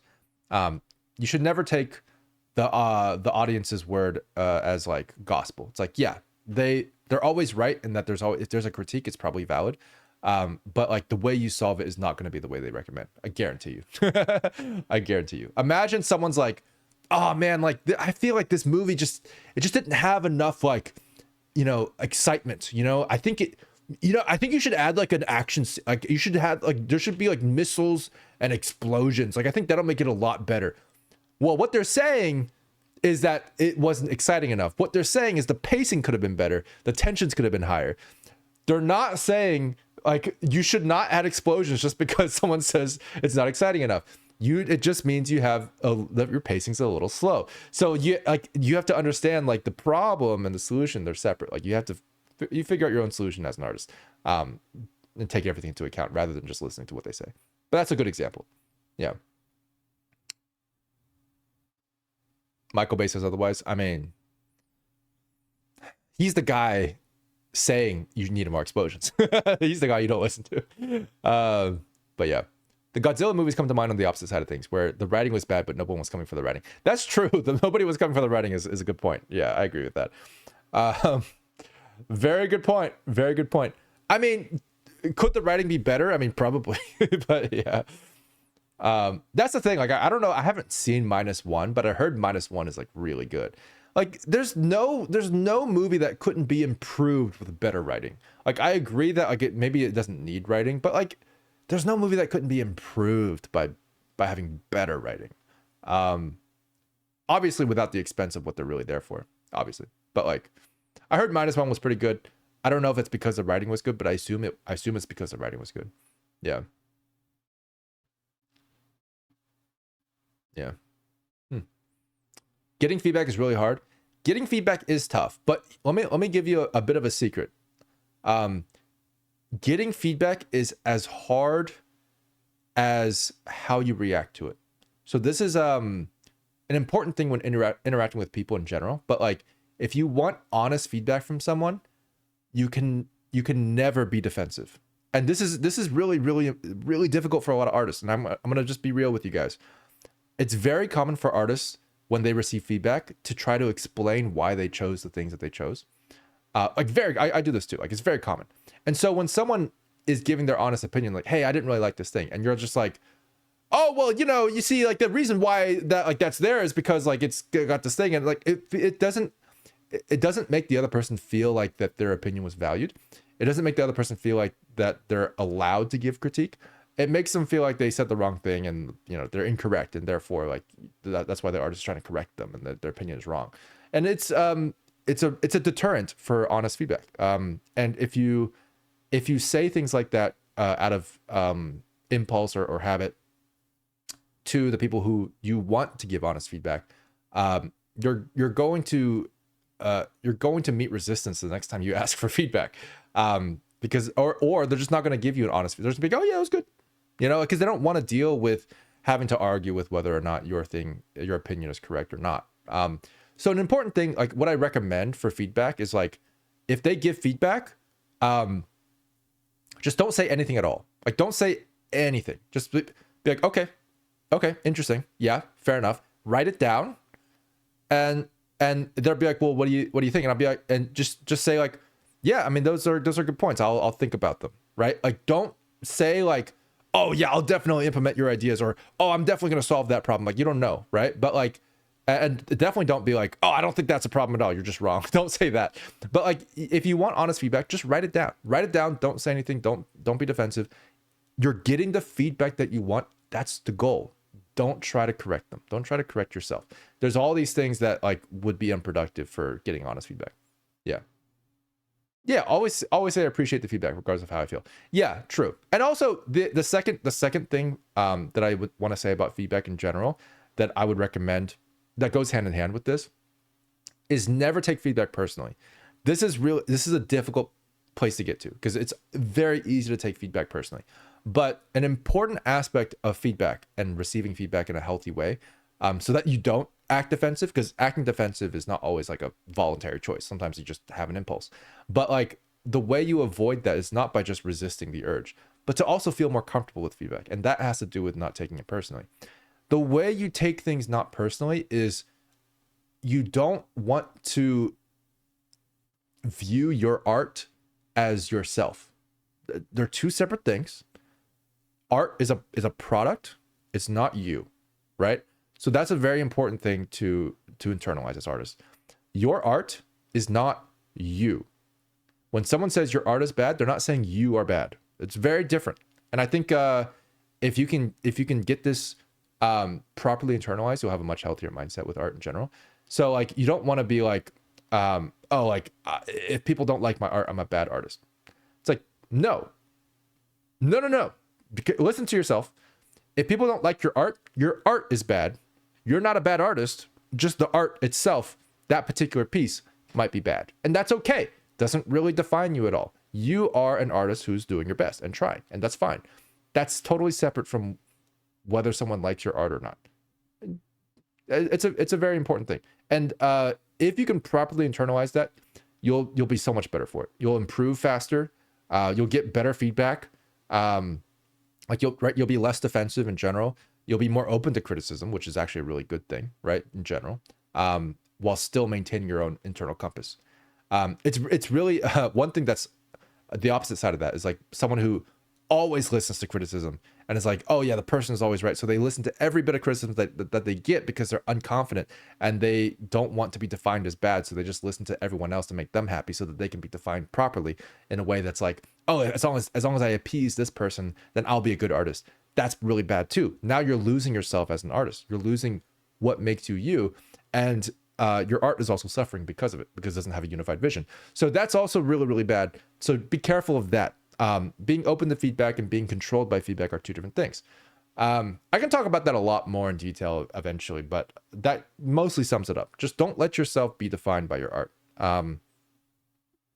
Make sure there's a separation there mentally, and then you'll be much more able to improve, I think. Yeah. I like using something you said. Don't get attached to something just because you spent a lot of time on it. Yeah, that's true. Yeah. I've been through that exact question so many times. And it has made such a big difference for me in my work. I've thrown away things that I worked on for months because I was like, yeah, I don't think it's good. And it sucks, but like, yeah, that's it's a much healthier mindset than being stuck on it and burning yourself out forever. It's much better than doing that. So yeah.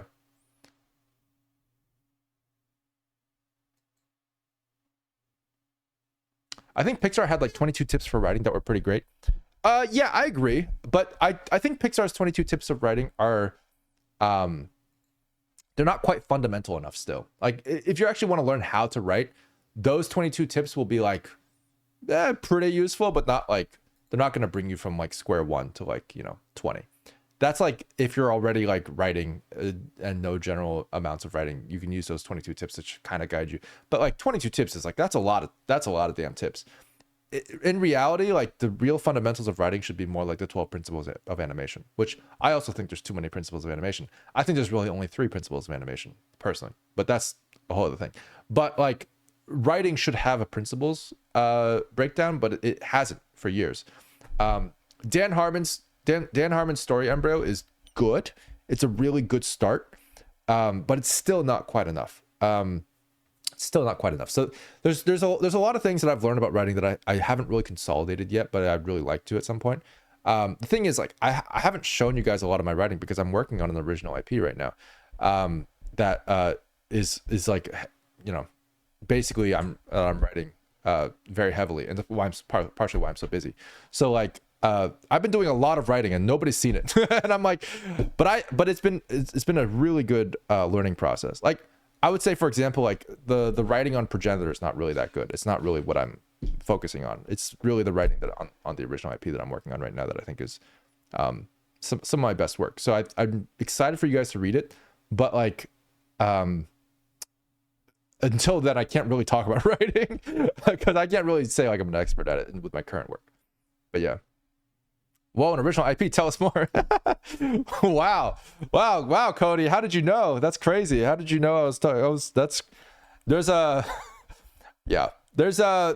I haven't really announced it or anything yet, so I can't. This is the first time I've probably mentioned it on stream, huh? We had an original story before too, but that one I decided to shelve for now. But we have one coming out this year, and it's really good. It's pretty exciting. But I can't technically tell you guys more than that. I don't think. But yeah. Am I gonna continue Cyberkatsu? I don't know. Maybe not.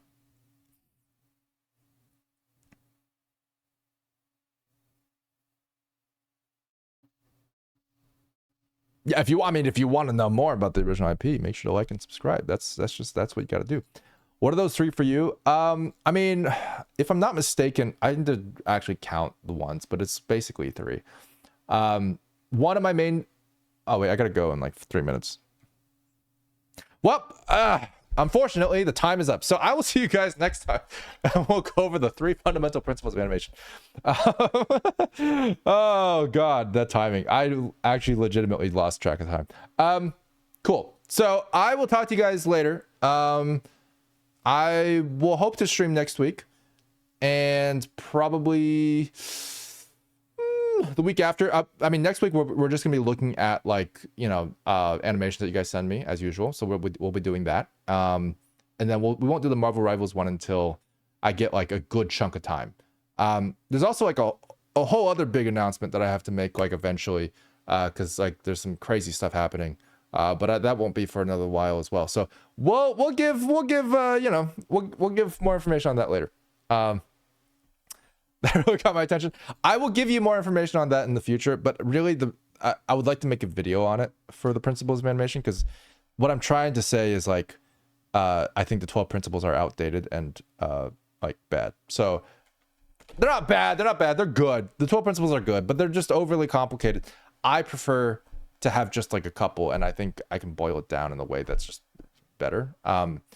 But yeah, that's just, yeah. Anyway, I will talk to you guys next week. See you soon. All right, bye guys. Bye-bye. Bye-bye. Bye-bye. They're a bit stale. They're a bit outdated. I actually think specifically, I would like to redefine the principles of animation for 3D animation in particular, rather than 2D primarily. They were reduced to 9? I didn't know that. Anyway. All right, bye guys. Bye-bye, everybody. See you soon, everybody. Bye.